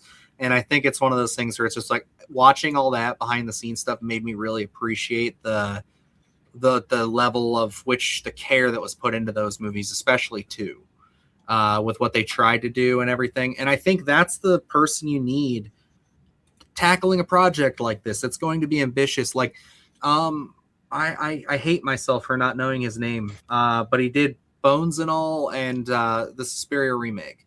It's Luca Guadagnino, is that right? Perfect person for that material. Yeah. That is a name I trust with that. I hope I trust Parker Finn. I feel like I can, but it's like if Luca Guadagnino was on this, I would be like, we are in the best capable hands. But it's one of those things where it's like I think he could do it. I don't want to say that just because of what he did with Smile doesn't mean that he can hit deeper than a crowd pleaser horror film, which is very much what Smile and Smile 2 are. And Possession is not a crowd pleaser by any means. You can't make this movie digestible for everyone. And that's what I hope he doesn't do. Because if he waters this down in any way, it's going to feel lesser than, and it will not sit well with many people who are fans of the original. Yeah, and what I can say for at least Smile 2, like you said, kind of a crowd pleaser film. But what I do take away from that film is what he asks from his actors in terms of being able to push performance. I know Necro just mentioned here. If you never watched Possession, at least look up and watch the subway scene. That is always a talking acting perspective, and it's one of the most iconic scenes that are out there. And I think Parker Finn can at least ask that from his audience. I think Mark Ruffalo can produce that level of acting, but it also poses a question when we're talking about what do you do with a remake? Do you even try to replicate something like that because it's just an iconic scene? Do you just do something similar in that vein to say hopefully this is going to have that staying power instead of trying, because the comparison is going to be there right away to say was it as good? And I think that's a scene that can be a direct comparison to be like, if this was not as good, then the film's not as good. And that's, so it's like, do you just try to do something comparable but completely different than a subway scene because it is so memorable? Yeah, I guess I just want to say real quick, see you later, Erica. Thank you as always for moderating and hanging out with us tonight and doing all the things you do. Thank you. Have a wonderful night. As well as, yeah, I did see that when I was doing some research. Like, it was after I recorded everything. And like, I guess that's the name they gave it. And I like it, but at the same time, I was like, I feel like just for the simplicity's sake of the video, I'll just stick with Smile Monster because I had already said that a bunch. And I was like, you know what? If I go back to it, because I do have like another list that I eventually want to get to that I could reincorporate that creature, I was like, I'll dive a little bit more into that because it's more about the process of making monsters and how the collaborative process kind of made some of my favorite creatures in cinema. So it's like I want to talk a little bit about that, but that would be like a production hell kind of video, so that'll be a little bit down the road.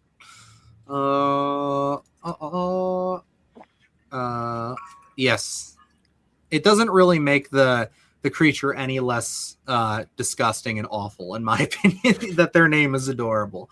But I've gained a greater respect for that. I'll also say I will not be watching Possession anytime super soon. Just like I probably won't be watching any Sam Neill movies super soon, just because like I feel like I'm gonna cry the next time I watch Jurassic Park. I know it's gonna happen, and I'm just dreading the day that Atticus asks to watch that because I know it's gonna happen eventually. I think maybe we're okay because we're getting closer to Halloween, so I think he's just gonna want to do like spooky stuff and anything that's fall season themed for a while. But the moment he has to watch Jurassic Park, I'm gonna probably break down watching Sam Neill because like that. I don't know. It's like one of those actors that like that movie is so foundational to my love of movies, Jurassic Park, that like it's so strange to think that that guy is dead. Like, it's so wild. Oh my God. Gonna get him going now. Well, I've just been talking, so I'm gonna shut up. So it's just like, yeah. Anyway, if we want to move on to the next story, we can hop right into it. Should we Yeah, hop I in? feel you, Gracie. There we go. Do you think we should hop into Friday 13th? Yes. We're almost at the 10:30 mark. Yes, we should. Absolutely. Excuse me? Oh no. Oh wow. It's like 2 weeks now, I think, right? 3 Yeah. weeks? Almost. It's I don't- one of the I think 2 weeks, right? I don't think it's been 3. it was one of those that, like, that was a Monday and I wanted to die. I was like, I remember texting like every group chat that I was a part of that I knew people would give a shit in, and Oh man, it was July 13th. I was living my best unemployed life that morning, where I was just like, it was like 8 o'clock or something in the morning. I'm just like chilling outside with my dog and looking at the news, and I'm like, holy shit. Cause I don't have Facebook anymore. So that was where I get a lot of my news apparently. And I didn't get anything until I saw Cobweb's post on YouTube for his community post. And I sent that to Luke, and I was like, I'm absolutely fucking gutted. I think I sent it to you and the group and everybody, my wife, my dad. I was like, oh no. Ugh.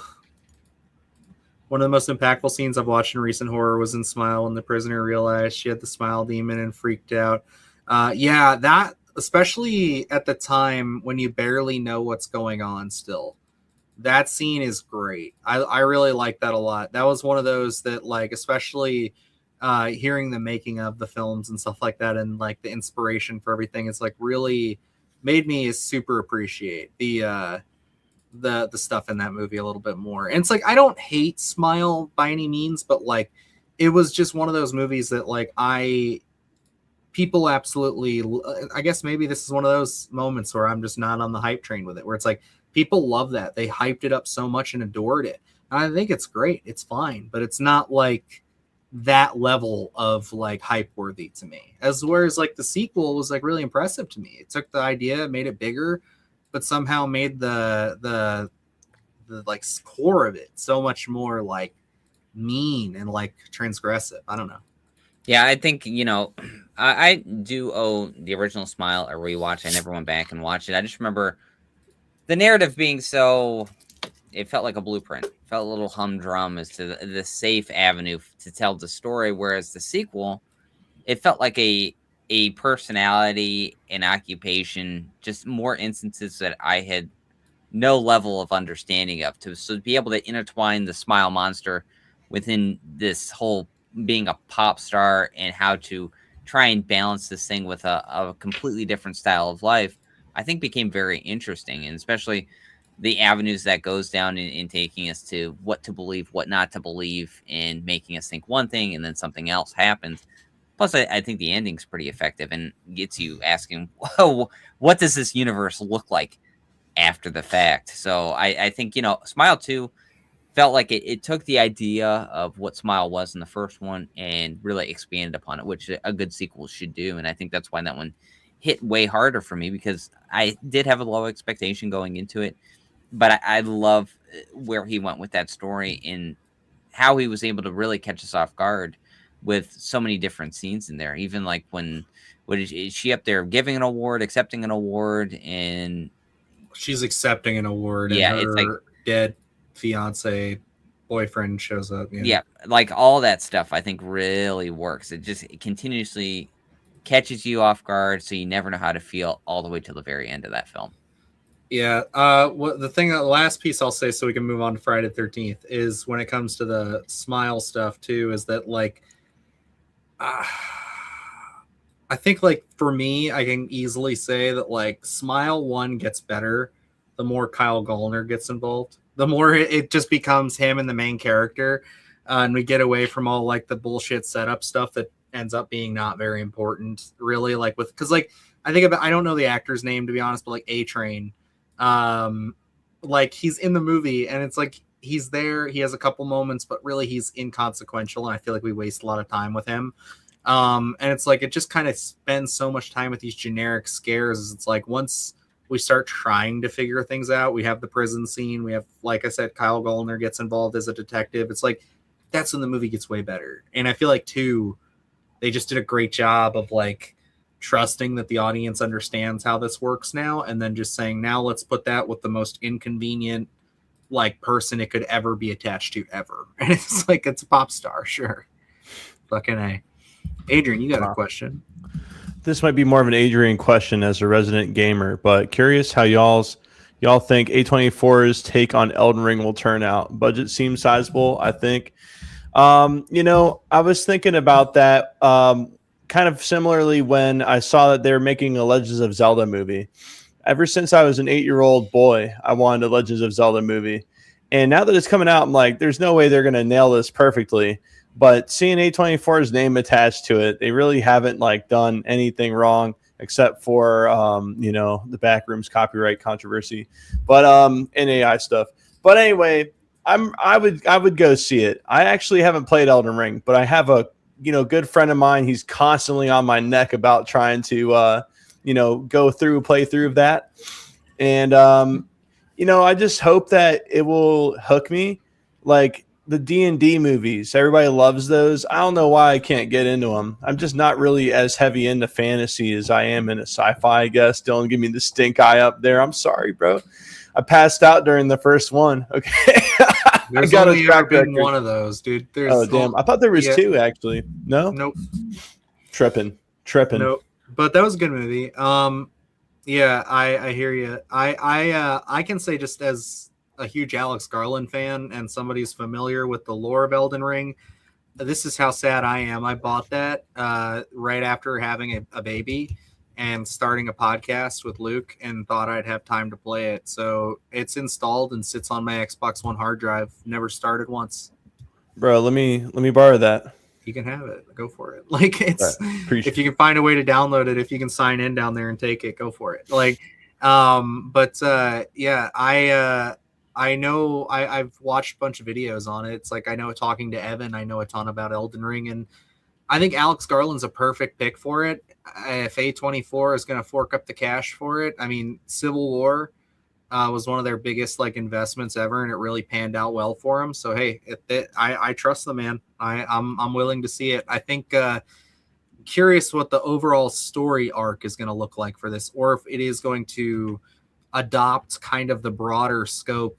Because like from what I understand, the Soul, like in other Souls-like games, it's like you're kind of more or less going through the world is not really following a direct path or direct storyline, as you are just kind of going from boss fight to boss fight, absorbing some of the lore, some of the backstory, the history of everything. At least that's how I've played some of them. So but yeah, I think overall, I think he's going to nail it. So I'm excited for it. Yeah. I feel like I need to see, ironically, a trailer or something like that, or some more stuff from it before I can get like on the edge of my seat about it for sure. Yeah, I'm hoping that I hope he pulls it off. I mean, I'm going in with the utmost confidence, but yeah, the same way, I'd have to see a trailer too and just make up my mind. Then Luke, Elden Ring, go. I have no reference point. Don't even know what it is, what it's about, what right. It's like. But I have the highest expectation for this film. All right. What about Alex Garland? How you feeling about that? Hit or miss. Okay. So far. Cool. Okay. No, I don't know the subject matter in which he's going to tackle it. All right. It could turn out like Men, I guess. I don't know what you want from me here. It's not. I promise. It's not going to be people birthing people out of their vaginas. Well, that was so wild. That scene we revisited recently, and that's still like, a tough one. Alex Garland, he writes stuff because he's writing it correct as well. Yeah. Oh yeah. So it's like he writes stuff that hits, he writes stuff that doesn't hit. So yeah, true. I have no connection to this game or what it's about. So if Alex Garland's my reference point, sometimes he hits, sometimes he doesn't. I'm an Alex Garland fanboy. I like some of this stuff. You're a fanboy of a lot of stuff, my guy. I am. I'm a sellout. What I have to deal with. This is what Luke's always getting mad at me because like you're tanking our credibility for liking too many things. Oh man. Well, Oh, sir, go on. wow. What a good timing. Hey, lads, quick question. Any of you going to Universal Halloween Haunt this year? We have a season pass for it. Evil Dead Burns, Sinners, and Ozzy Osbourne, Prince of Darkness haunted houses this year here in California. That sounds super gas. I don't know about Luke. I don't know about Dylan, but I find myself over to California sometimes.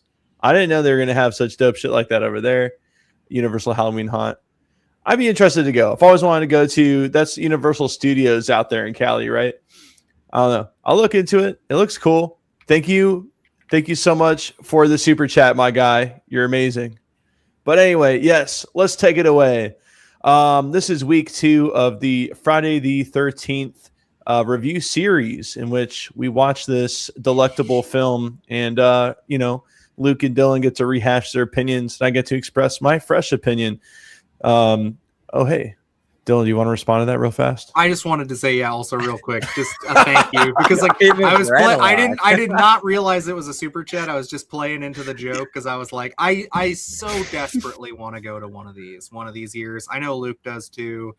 I know our families would die. Our kids would freak out going there. They would love it because they're just such horror fans. But like. I just like it's going to be one of those things where it's like we would have to really plan it out, save up for it, and make it happen. But one of these years, I think we're going to. My bucket list, as far as this goes, as far as like things we could potentially maybe get passes to cover or something like in a capacity for the channel, would be this and Fantastic Fest. Yeah, those would be the only two that I would ever really go out of my way to try to be a part of. Because I Universal Halloween Horror Nights, Adrian, if you ever go out there at this time of year for it, do it. It's, from everything I've ever heard, it's so much fun. And this stuff, I'm certainly getting the itch to do these things because it's like, Dylan, you talk about going to like Spirit Halloween. It's like you get that little taste of stuff, as we're getting toward the Halloween season here. But it's like, my wife always wants to go to like Disney and stuff. But I'm like, this is the stuff we have to go to. We have to, go to one of these big events for October. Because as we approach, 100,000 subscribers, hopefully, that garners a little more access to things. Because I would love to, if we go to one of these things, which I'm hoping in the near future we do, it would have to be like a big event, to cover it, to show everybody, everything like that, so we can have that communal experience for everybody, and see, it's something we've always worked toward, and I think we've covered the one documentary a couple of years ago where they show, it's just like on a farm where they do all that stuff, and it's like, Spooky World. Yes, Spooky World. And it's like the camaraderie that you feel there. It's like you're in a space of all horror fans, and that's what everyone is looking for. So you go to cons and things like that, you have that camaraderie there, but this is like times 100, so it's like definitely one of those ones we have to make some time to get to because it's so exciting. It's like everyone, you just have that vibe of horror, and that's really what you're looking for. It's like, that's how you really make memories. So yeah, that's something we're definitely working toward because it definitely piques our interest. And I think last year was the Terrifier House, was it not? Was one of them, or was that the year before?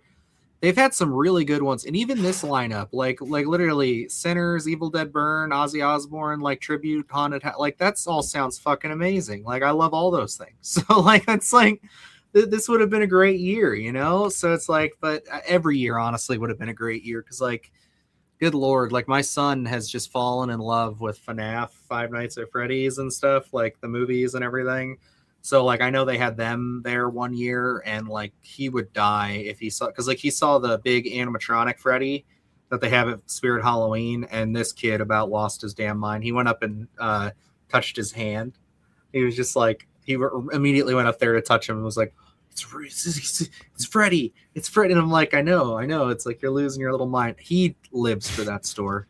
Like he absolutely lives for it. Like I'll probably be taking him there again tomorrow if he does his chores. So yeah, it's really insane to watch our kids grow up to be just so engrossed in horror and love it. Like Ella loves Ghostface. Like, she loves ghosts in general, but to actually like see Ghostface just completely encapsulates her on screen because she just considers him a ghost. But to like see these characters live and in person, they would absolutely lose it. And it's like that warms your heart in a way that seeing like Mickey Mouse or something like that's more geared toward them. But since they're horror kids, it's like, man, the way that they lose it. Ella loves the Predator too. It's like those types of things are.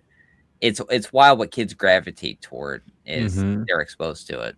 Absolutely. And what up, Frank? What's going on? This is Frank from Frank Media and Reviews. If you guys are not already subscribed, please do so. Great guy here. We've had him on the channel a handful of times. And thank you, sir, for the jewels. We're going to have to figure out what to do with these because this is 1,000 jewels now. So this is awesome. Thank you. I appreciate it. What's up, Frank? Appreciate you. And there was a robot spring trap at a con I was just at. It was cool. Hey, Gracie, by chance, not to dox you or anything, was that con in or around the Pittsburgh area? Just curious. And then let's see here. Go to Hell House LLD at the Abaddon Hotel. It's closer. I do know there's a bunch of little spooky because like Ohio is also infamous for having like so many damn haunted houses of different calibers and scales. So it's like we have all kinds of shit all around. I'm fortunate to live right by one of the top ranked haunts in the country, Netherworld. I've heard of this, even going to it for over 25 years now. Hell yeah. Do they talk about that one in the documentary, Luke? I don't remember. I haven't seen that. Because don't they cover a couple? Yeah, I think so. I have to watch Spooky World again now that we're talking about it. That's the thing, yeah. Poppin' Fresh is right. It takes Universal Studios more than a year to create their houses. They work on them forever. Like they do literally like right when it ends. I think they like are already prepping and hopping into hopefully what next year's is going to be and what they can integrate. Which is why like sometimes you'll see like Sinners is like a year late because like it was popular last year. They had already planned out what they were going to do. So it's like, they get to kind of celebrate it. But it's great when stuff like that gets to cross in because it's like, who would have thought that movie would have had a haunted house at Universal? Like now it does. It's awesome. Like that'd be cool to like go into they theme it up like the bar and stuff like that. That'd be amazing. I live next to the famous McCamey Manor. Oh, that's right. You do. You gotta see if you can get Reckless Ben out there for a live person interview. I was just about to mention him, bro. I don't know how that series ended up, but he kind of exposed that basically it's a bunch of bullshit, which is kind of unfortunate, but also I'm glad nobody's actually getting tortured over there. Yeah, I was gonna say the positive side of that is pretty good though, that nobody's actually getting tortured for dog food. So that's probably the upside there. Tortured for Dog Food's an amazing band name. That is a great band name for a metal band. I'd love it. Let's do that. The three of us will be a techno metal band, Tortured for Dog Food. Let's go. I'm ready for it. I'm done. I'm new to them as well. I'm old when people sent them to me. See, I feel old when people sent them to me. I was literally saying when we got our first one sent to us this stream, I was like, I barely have had time to look over the little email and all the shit that you get from YouTube whenever they update and do stuff like this. Because now I'm like, I don't know what any of this means. I got to read it. We still have a survey that one of us has to fill out before the end of the thing. That I don't think they do anything to it, but I like to do it. It's kind of like homework, Nostalgic. But I keep my horror behind glass and phosphorus. Oh yeah.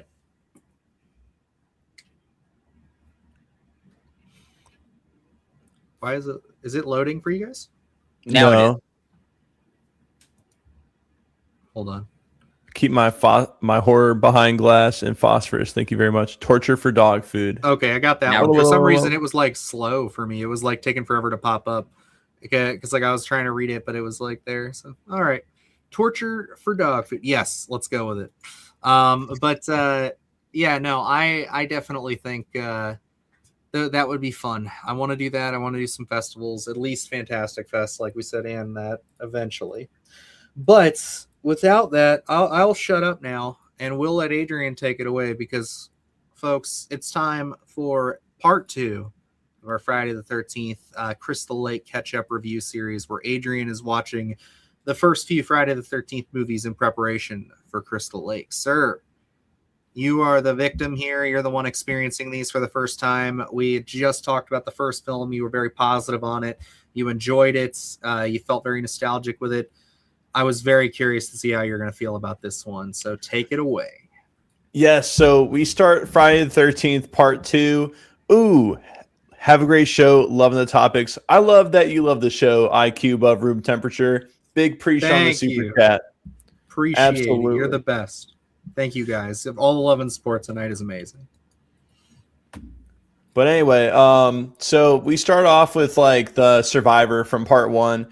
And I was kind of excited about that because I was like, I kind of had this sense of familiarity with her. I was like, oh, cool. Maybe we'll get to follow her and sort of like see what she's about and all that stuff. And then she finds, what's her name? Miss Voorhees' head in the fridge. And then she gets screwdrivered, bro.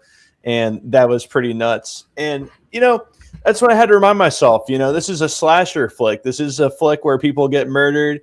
And you really can't get attached to anybody. So I was naive for even thinking about it in the first place, right? So we get straight into the movie. And I got to say, the pacing of this movie, it's like it's kind of like the last one, but it felt a little quicker. There is not really a dull moment.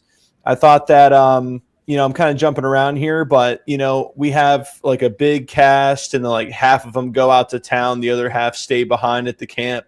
I thought we were going to see the other half get there and also get murdered, which that would have racked the body count clear up to like 14 or more or something like that if that happened.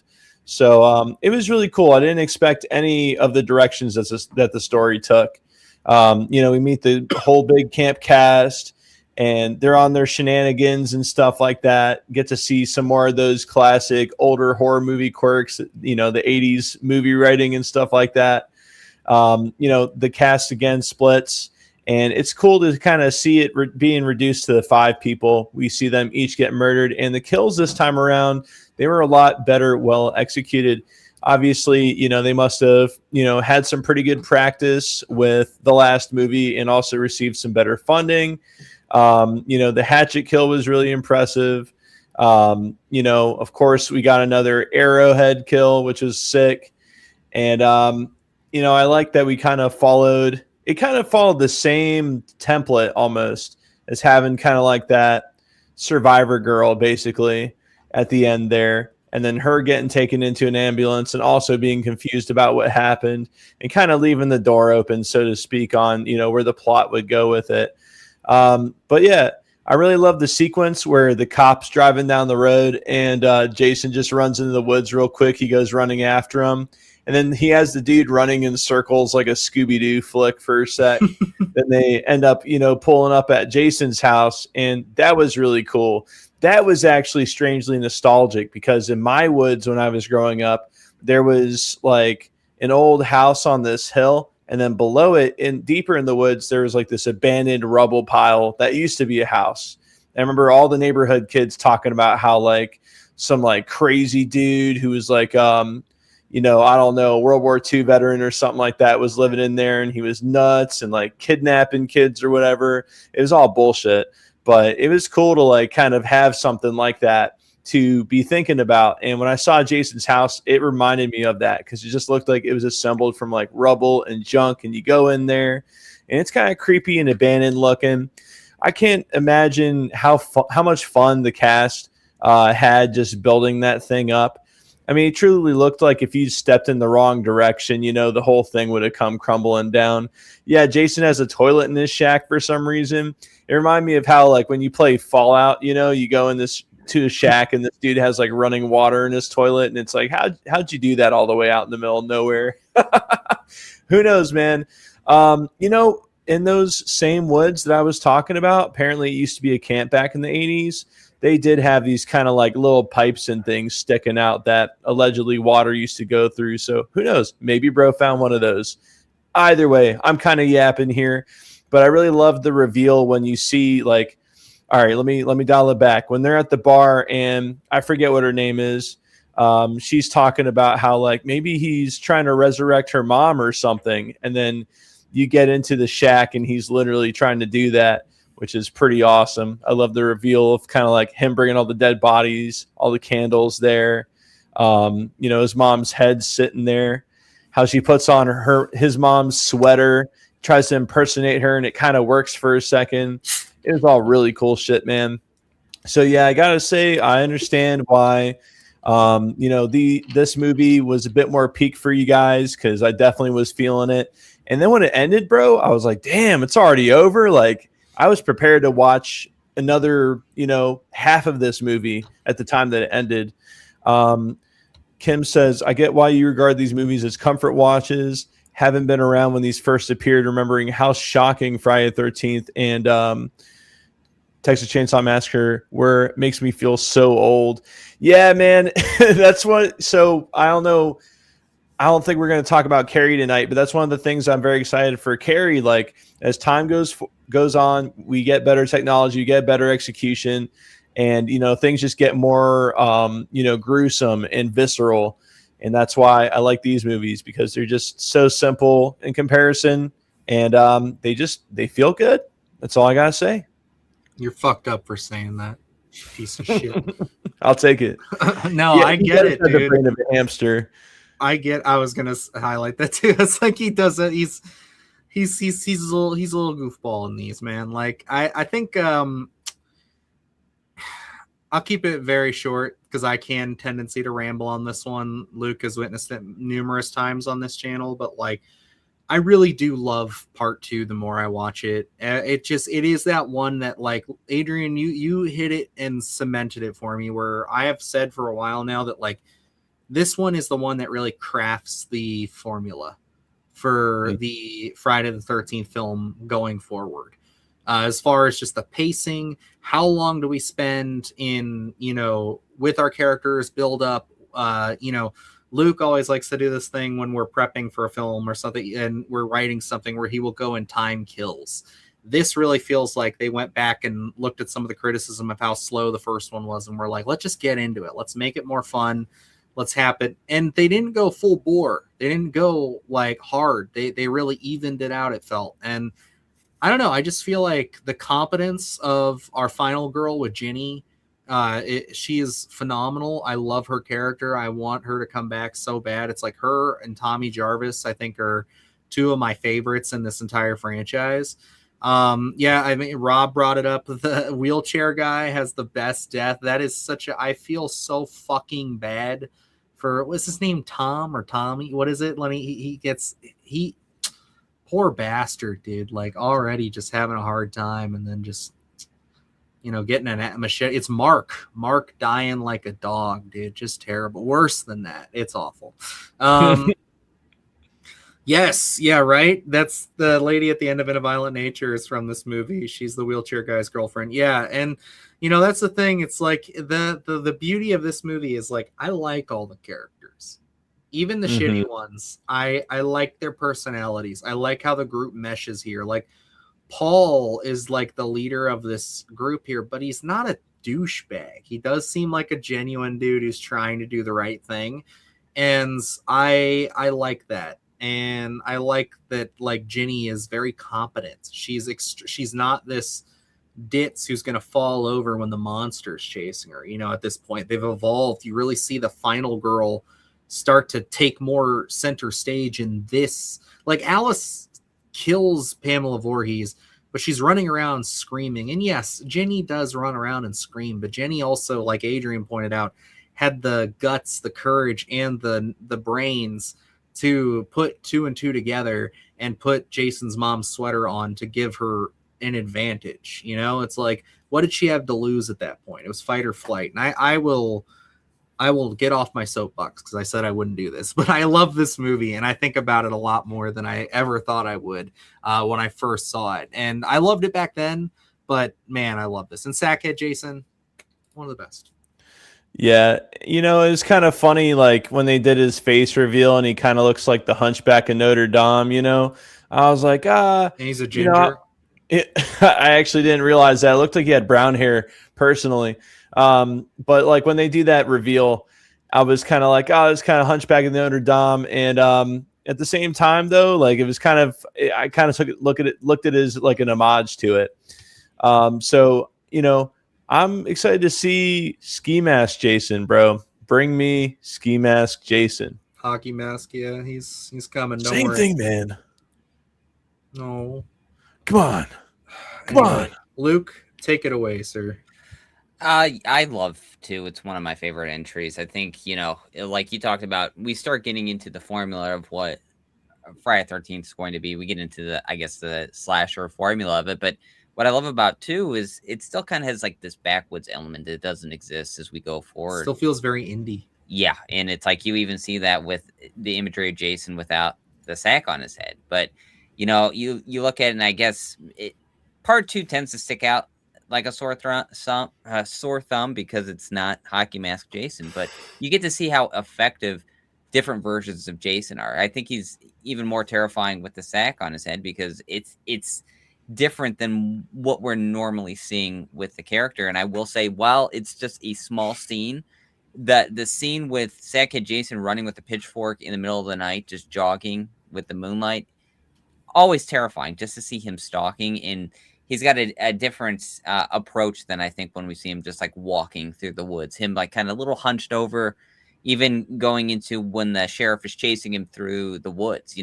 He feels like that legend. I think he loses that as we get further into it because it is just about the hunt. But Jason, in a sense, is kind of concealing himself. He's running initially from the sheriff to not be caught. He feels like that folklorish legend that I think we lose as we get further into the franchise. But one of the things that's also established as a vital portion of the storytelling here is that campfire tale. And we see it replayed and replayed, or Adrian will see it replayed and replayed as we Oh get my into god, dude. I so this. forgot to bring that up when we prepped him for this. I'm so Yeah. glad you've remembered that. That is a very important piece as we see that throughout the rest of them to kind of really set the tone of what Jason Voorhees is. And I do cold opens. I'm not going to touch too deep into this one. I forgot that part two was a cold open. I always think that the title screen pops up right at the very beginning. It doesn't until like 10 minutes in.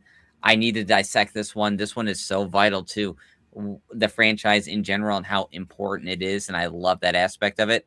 But also, putting the end cap on the Alice character as we move on to the Ginny character.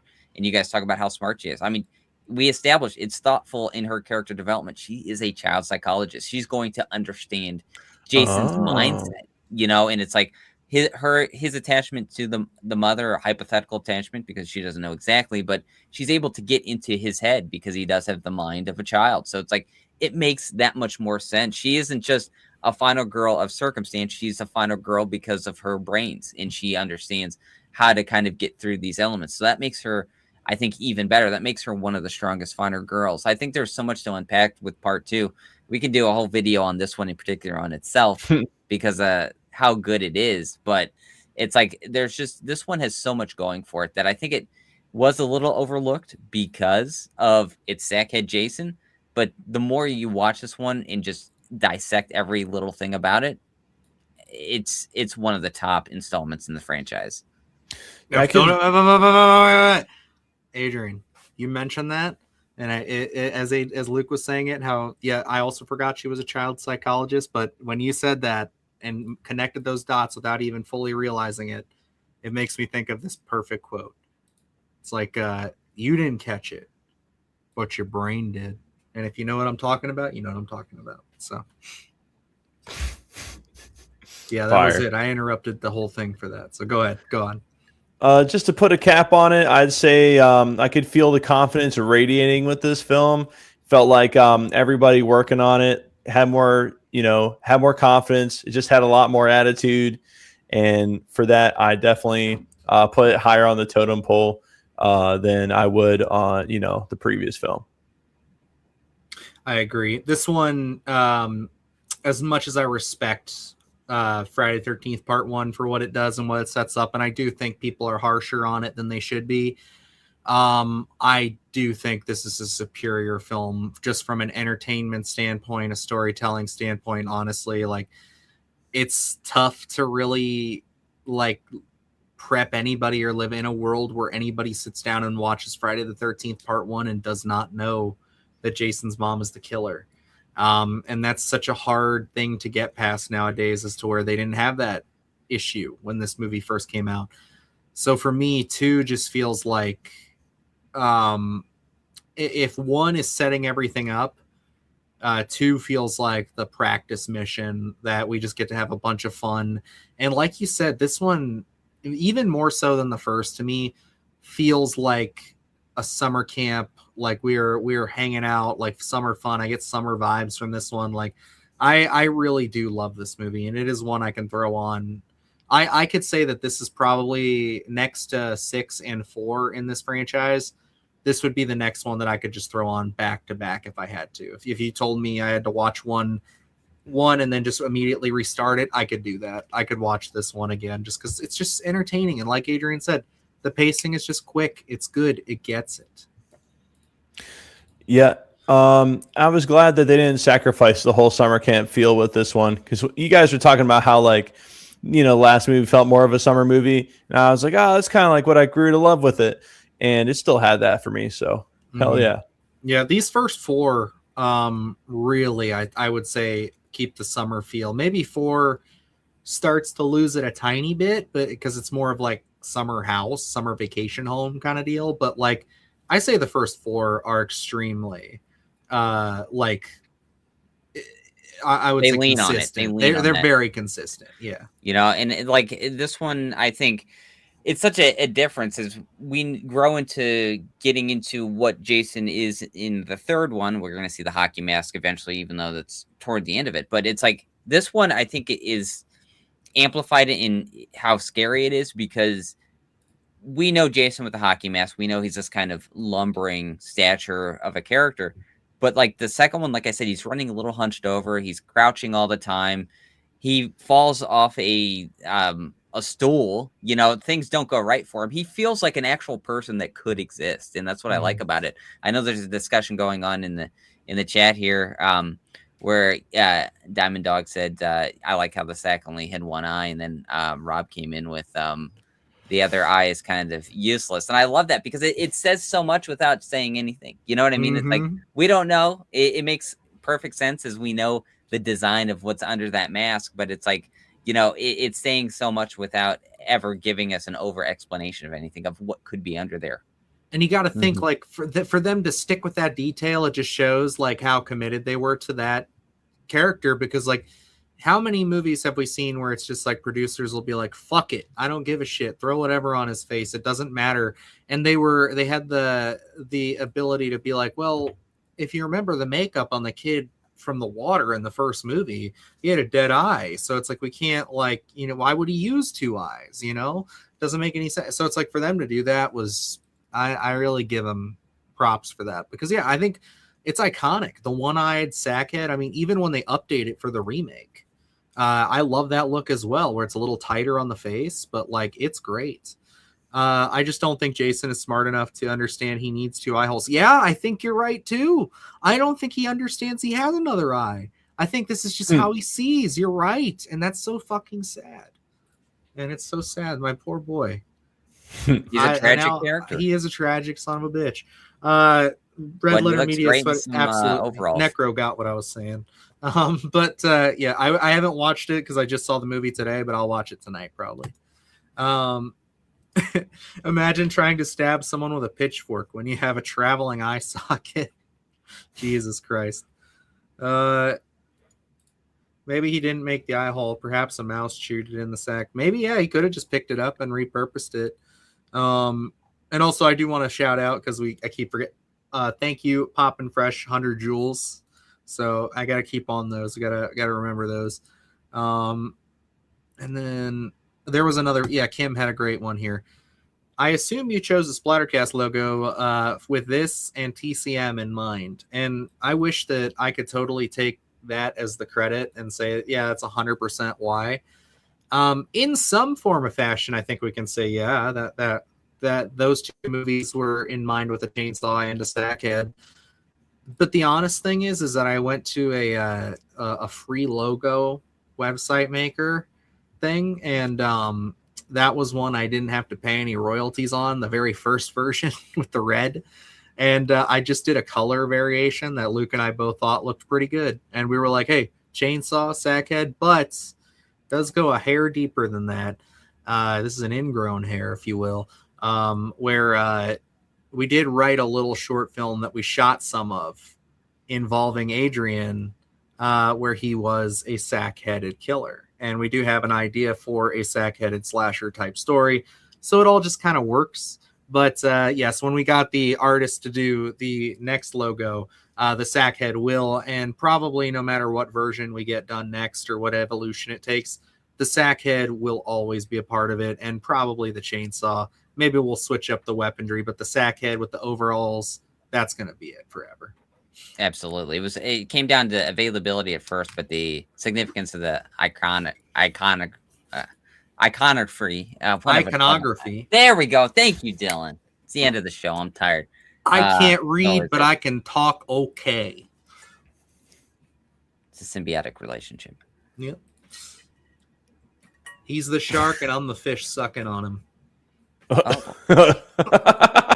And with that, I'm Dylan Newell. My dad's like, I gotta turn this off right now. This is fucking show. This kid's ruining me. Oh man, I'm sorry, Dad. Yeah, let's see. Ratatouille. Jesus, Gracie. Again, sometimes on this show you will comment an idea, and it just immediately floods my mind. Like having a rat that is smart, and he's like forcing this man to murder people by pulling on his hair.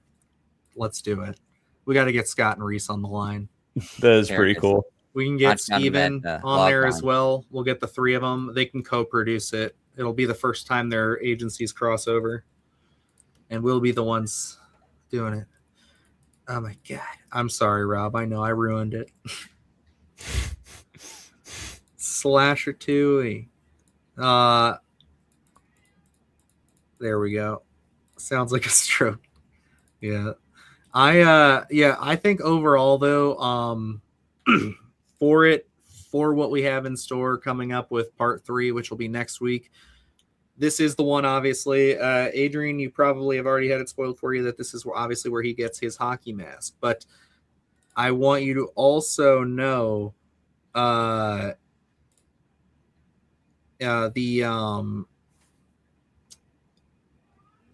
on a second. I'm like, Dylan the Remora? What did I do? I don't know. Might be a remora for you. It's a fish. It's a fish that sucks on another fish. Oh, that's right. Gosh. That's right. Okay, there we go. There. Yeah, okay, that's what I ruined. I'm sorry. I'm also tired, so like I completely forgot that I said I sucked on Luke like a shark's fish. So like a remora. Yeah, there we go. Thank you, Kim. And I'm sorry, Rob, that you had to live through that twice. Maybe it was by design. Anyway, you will also probably don't know that this movie was originally shot and presented in 3D. So understand that when you're watching this, because I don't think it's going to be upfront in the version he's going to watch. So you're going to see some shit and be like, why did they shoot this like that? That's so strange. It's supposed to be popping out at you. Yeah. And it's like gimmicky 3D, my boy. This is not real the Avatar, post-Avatar stuff that we grew up with in the 2010s. This is that backwoods grindhouse 3D cinema with the red and blue. Actually, fun fact, if you remember this, some of y'all will, they have the, they had, when you bought the, like Walmart or whatever your store was, when they had the DVD re-releases of the Friday the 13th movies back in like 2009, you could literally get the part 3, and they would have the 3D glasses that looked like hockey masks. with the red and blue goggles, and That is so cool. They were wonderful. They were great. I had a pair forever. Like I kept them in my case. I actually kept those kind of nice. So, and then thank you, IQ above room temperature. We appreciate your donation, sir. I'm a little late to the show, but did you guys talk about Nightmare on Elm Street reprint steelbook box? Valeria video for $234.95. Damn, no, I did not see that. I heard that they were gonna rerun them.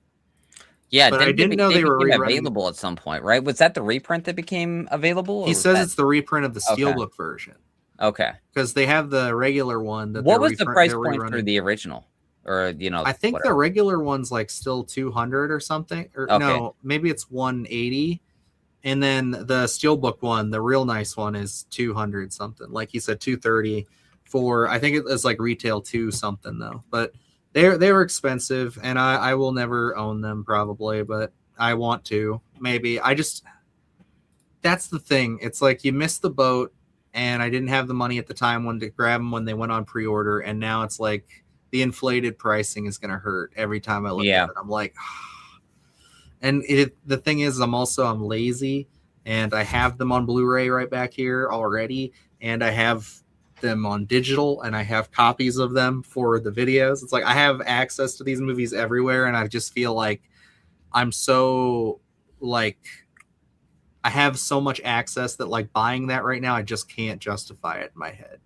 But I am jealous every single time I open Instagram and see somebody opening it, looking at the steelbooks. I know in my heart of hearts I want it, but it just has to be the right price, right time. I don't know. Maybe if the channel does really well for the next like 2 months and we get like ridiculous amounts of AdSense money and donations and shit, then like I'll buy it and I'll do a full breakdown video just for you guys. So, or we can be one of the, we'll get a wish list together. We were told to do that ages ago, but we never did. Where it's like you get like an Amazon wish list. And I guess like things for stuff like I was told to do that. I don't know. It's just one of those. We have a few people that tried it and said that they've gotten some cool things donated, like especially for equipment. Apparently, it's good to do that. So, because I was like, that's a nice way. Because it's good to one of the ways I was told that I think is fun, and maybe if you guys would be interested in it, especially if we did it through Patreon, would be like if we need things like if mics or something are going bad or say some things like that. If you raised money through those, like through like one of your services already, would basically be like making it a tier. That way people could buy it or do it or whatever. And then they would basically, you give them like a producer credit on the show. Because it's like they literally donated. They're literally donating to the show at that point. Like they were donating equipment, right? So it's like it would make sense. You know what I mean? So it's like I always thought that was kind of fun and cool because it's like it's something that I feel like because we're so focused on like doing stuff ourselves all the time and like always just in the shit working on it, that I don't think about like that is something that I think some people would really, because I would like that too. I mean, there's definitely, if I had the money, when you're backing certain projects on Kickstarter, I always look at those top tier ones where it's like if you donate $2,000 and it's like you can become basically like a producer of this and get access to this. It's like that'd be cool, but like when do I have an extra $2,000 to throw down? You know what I mean? It's like damn it. So. But to circle back to the 4K release here, I did look up Lady Disgusting. Looks like the original price point was 155. So to be able to get this, I know this sold out so quick, because a lot of people were right on it, and it looks like a beautiful set. Like you said, we have so much access to these things now. I would love to own this, especially in 4K. I can't justify it at this point, but it is such a beautiful set. That steelbook, 4K. I mean, these are probably going to be the definitive case for a little bit, in what they have. So I just thought of this too, though, how they're like video games are basically all stopping discs now entirely, which that's big bummer, dude. That's going to hurt for a lot more of like disc like related production. So it's like they're going to stop producing discs and they're going to get more expensive. So I just thought about that, how it's like, maybe this will be like the definitive 4K version of this for a while. Like it could be a minute. if ever, because I'm like, that's scary to think about. Especially with the rights, depending on what that goes into. Does that mean that first film cannot be part of a box set? Or I don't know. I don't know how that works. I know, and I don't like it anymore. I don't like thinking about it. It makes me upset that people suck. They're ruining my movies. But also, we do have a video coming out. I was about to say, yeah, that's a great segue into the fact that this would have been out yesterday, but we've been honestly like really gassing it, getting some of these videos out recently with the new system, and it's working great. But I got a little over encumbered, and I did have to go see Spider-Man with my son and my dad and a couple of friends today. So sue me. But you're getting a video tomorrow that's going over all of the new rumored Elm Street drama that we talked about a little bit, and it's some pretty fun stuff. I had a fun time making it. I put some good little gags in there, but it's very crazy, and it is absolutely one of those things where it's like it's a little fun to chat about the possibilities of these things and what this might mean, but the reality of the situation is I don't think any of this is good news, and we dive into all of it. So you'll be able to see that around 4 p.m. tomorrow, as long as it doesn't get struck down as soon as I upload it here. But other than that, we got a lot of fun stuff on the way. A big list, as well as our review of the Ice Cream Man coming this week. It'll probably be Tuesday on that one. That'll be that. And then we'll have a nice little follow-up list for Friday that is kind of in theme, in step with some of the themes of Ice Cream Man. So keep an eye out for that. It'll be a real fun one. And then we got some more stuff on the horizon. Luke cooked up a bunch of crazy ass ideas with me last week, and we're going to execute them. So we're going to have a good time. So you'll have a good time there. And Adrian's been crushing it with the clips. Please keep it going, sir. I don't know why this man just like signed in and uploaded something to TikTok, and it like got like 1,600 views or something. Like it outviewed like almost everything we've ever put up there. And I was just like, really? Like, what the fuck? Like, so yeah, give him all the support you can on there. He's repurposing some new stuff, and yeah, we're follow really us on TikTok, follow us on Instagram and Facebook, and just about everything else you could think of. Yeah. I think it's all going well right now. I can say at least we're doing some good stuff. What else I did see one thing in here I wanted to. Oh yeah, and popping fresh here. PlayStation is stopping physical discs. Weird how Sony is the company that gave us DVDs and CD. Yeah, right. It's somebody brought that up in a video. They did like an essay talking about that and how it's crazy that they're shutting it down after being the ones that really ushered it in. So never a good sign. I remember you guys reviewed Sugar Rots, and it wasn't a positive review, but I just found out it's playing at a festival near me where I'm vacationing in a few weeks. I'm very tempted. Luke, do you want to talk about that one, buddy? Man, I was just we watched Ice Cream Man, and I was like, for some reason that film popped up into my head just because it deals with like ice cream and stuff, and in a very different fashion, but. Man, I mean, watch at your own risk. If you're tempted and you get the urge, there's just some really jarring issues with that film in terms of like just the way it's constructed. That you can tell, like, when you up audio and you hear the room noise of it, there's like that aspect of that. I remember that very vividly as I was watching it. So you hear the room noise of the audio and it cuts back and forth. So I don't know if maybe that was fixed. We haven't seen it since last year. So it was just very jarring when we watched it, and I could not shake it. And I don't think the narrative is really there. It's like maybe if a grain of an idea, maybe if they had more resources, they would be able to pull something off, but it just wasn't for me. Yeah, I think the movie is just like one of the things about it is like it's very it's got a very particular vision. I would say it's like a Rob Zombie movie where it's like it's a very particular flavor for a very particular audience. If that is you, you'd probably really enjoy it for what it is. I'm just not that audience, and it's just one of those where it's like it's kind of it's a very similar watch to some of these like ultra disturbing movies to me, where it is just so in its own niche that I have a hard time really getting comfortable in it at all. And it just makes it a very interesting and strange watch. But hey, if you want to give it a shot, if you're curious, go for it. I mean, I'm never going to say no. I mean, especially with how many movies you watch, Gracie, it's like you are the perfect person to at least give that movie a shot, I would say, because you're willing to give many things a try. What is this? Maybe Retro Realms, the video game, might get some new content. That would be cool. I did check some of that out there, and then I don't. Do you know about Halloween Store? No, I'm not familiar with that.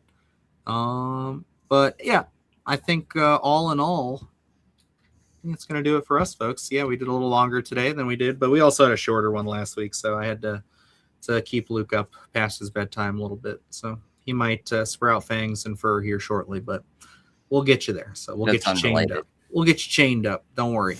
But anyway, guys, thank you so much for all the love, support, all the donations, all of the super chats, gems, great questions, great topics as always. We appreciate everybody here for chiming in and getting us through the Sunday Scaries as usual. We have a lot of fun stuff on the way, like I said. And yeah, I think that's going to wrap us up here. So until next time, folks, I'm Dylan Newell. I'm Luke Janesco. I'm Adrian Mars Jones. And yeah, until next time, stay scared. Do the horse shit, gonna do it live. Cause Splattercast kick it every day they live. Splattercast, gonna smash your ass. Splattercast, gonna smash your ass. Splattercast, gonna smash your ass. Splattercast, gonna smash your ass. Splattercast, gonna smash your ass. Splattercast, gonna smash your ass. Splattercast, gonna smash your ass.